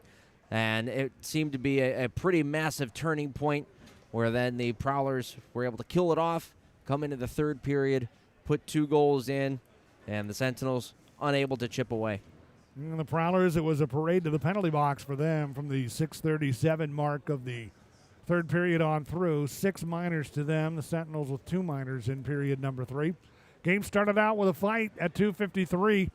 Romeo Terrain of Indiana and Brett Morick dropped the gloves, went at it. Crowd got into the game early on, but the Prowlers were able to quiet them with that first goal, and that turned out to be the game winner back at 13:15. All period number 1, scored by Blake Anderson. Indiana, 7 wins, 26 losses, 4 overtime losses, no overtime wins, 2 shootout wins, 29 points. They remain 7th in the Empire Division. The Prowlers, 22 wins, 13 losses, 1 overtime loss, 3 overtime wins, 1 shootout win. 75 points now for them, trying to maintain their grasp of the number 2 spot in the Empire Division. So, same 2 teams tomorrow night, and we'll see if the Sentinels can find a way to get some revenge against this team that they have had some success with this year. 3 wins for Indiana against Port Huron, and we'll see if we can find a way for the Sentinels to make that magic happen tomorrow night and then Sunday afternoon. Victories by Indiana over this Port Huron team came on the 13th of December, a 4-2 win on Port Huron's ice the night before, 4-3 Sentinel win. And the first win against this team came on the 14th of November, 9-3. The Sentinels winning it in Port Huron for their first victory of the season. They have picked up points on a pair of overtime losses, and so they have had some success against Port Huron. They'll just need to find a way to make that happen once again when they get together over the next couple of nights. New faces in the lineup tonight for Indiana. Kristers Bormanis, Latvian native, after playing in Latvia for the last few years and spending some time in the FPHL, comes on board to join Indiana tonight. Brendan Bauer, Noah Bradburn, Peter Stoychevsky also joining the Sentinels tonight, and we'll see as those guys start to find their legs and get their feet under themselves here and get accustomed to their new teammates here on home ice tomorrow night. Yeah, I think that was one of the bright spots from tonight is all 4 of those guys looked pretty good out on the ice today. I mean, given the fact that I know coming into today, Bormanis came into Indiana literally today, so he might have had a little travel legs on him, but he looked good on the ice. And the 3 guys coming from Davenport had a little bit more time underneath their belt with this Indiana Sentinels group. But I really like the way that they work together. Bradburn already getting under the skin of Reggie Millette apparently, and we've got Bauer and Stoychevsky who played very well on the power play. We're able to move the puck around, and you could see what Nick Wright was talking about in the pregame interview about how they can inject a little bit more life on that power play grouping, give it a little bit of an extra look. They were able to zip it around quite a bit, and like I said, puck retrieval as well on the power play looked really good today. Once again, unfortunately, a lot of really hard work on the power play and a lot of good work on the power play. Just didn't see the results from it today. And we'll take one last look at the FPHL out-of-town scoreboard. Here again, the final 5-0 in favor of the Prowlers. Watertown, boy, they have a wild high-scoring affair tonight in Twin City. The Thunderbirds win it by a final score of 8-6. Watertown now has lost 5 in a row. And so the Sentinels do have an opportunity to catch them in the standings here down the stretch. Watertown defeated tonight 8-6, the final in Twin Cities. PD Ice Cats in Blue Ridge tonight. PD up 4-2. And the Ice Cats have won 2 straight, 7-3-0 in their last 10. And on the road with a 2-goal lead in Blue Ridge tonight. Binghamton Black Bears 6-0. This is going to be their 7th win in a row. It's in the 3rd period right now against the Danbury Hat-Tricks. Their 3-game win streak will come to an end tonight. Rough times continue for the Biloxi Breakers. 4-0. They're beaten on the road in Columbus. Biloxi now has lost 14 straight. 14 in a row for them. And the Breakers, you just wonder what can they do to try and snap out of that. And they're in Columbus tonight. 4-0 the final there. Baton Rouge Zydeco, tight one in the 3rd period. In Topeka tonight, 2-1. The Topeka Scarecrows have the lead. And that is in period number 3 in Topeka tonight. So that is the latest around the Federal Prospect Hockey League. Indiana and Port Huron again tomorrow night. And then once again on Sunday afternoon, 7:15 is airtime, Eastern time for the Body Armor pregame show tomorrow night. Face off at 7:30. And then Sunday afternoon, final game of the homestand for Indiana. And it'll be a 12:15 Eastern time airtime for the Body Armor pregame show, and the face-off to follow at 12:30. Good crowd here tonight. Hopefully another big turnout tomorrow night for Game 2 of this 3-game homestand for Indiana between the Sentinels and their arch rivals in the Empire Division, the Port Huron Prowlers. Our thanks to our outstanding production crew from Ryan Fur Creative, Ryan Furr, Jordan Vickers, Thomas Boyles, Ethan Evans, Christian Totten, all behind the scenes, bringing it your way tonight from the Hamilton Community Ice Arena. For Andy Petzinger, I'm Jim Mirabello saying good night, inviting you to join us again tomorrow night, 7:15 Eastern, round 2 of the Sentinels and the Port Huron Prowlers. 5-0 the final. Port Huron wins it here at the Hamilton Community Ice Arena on the Indiana Sentinels Hockey Network.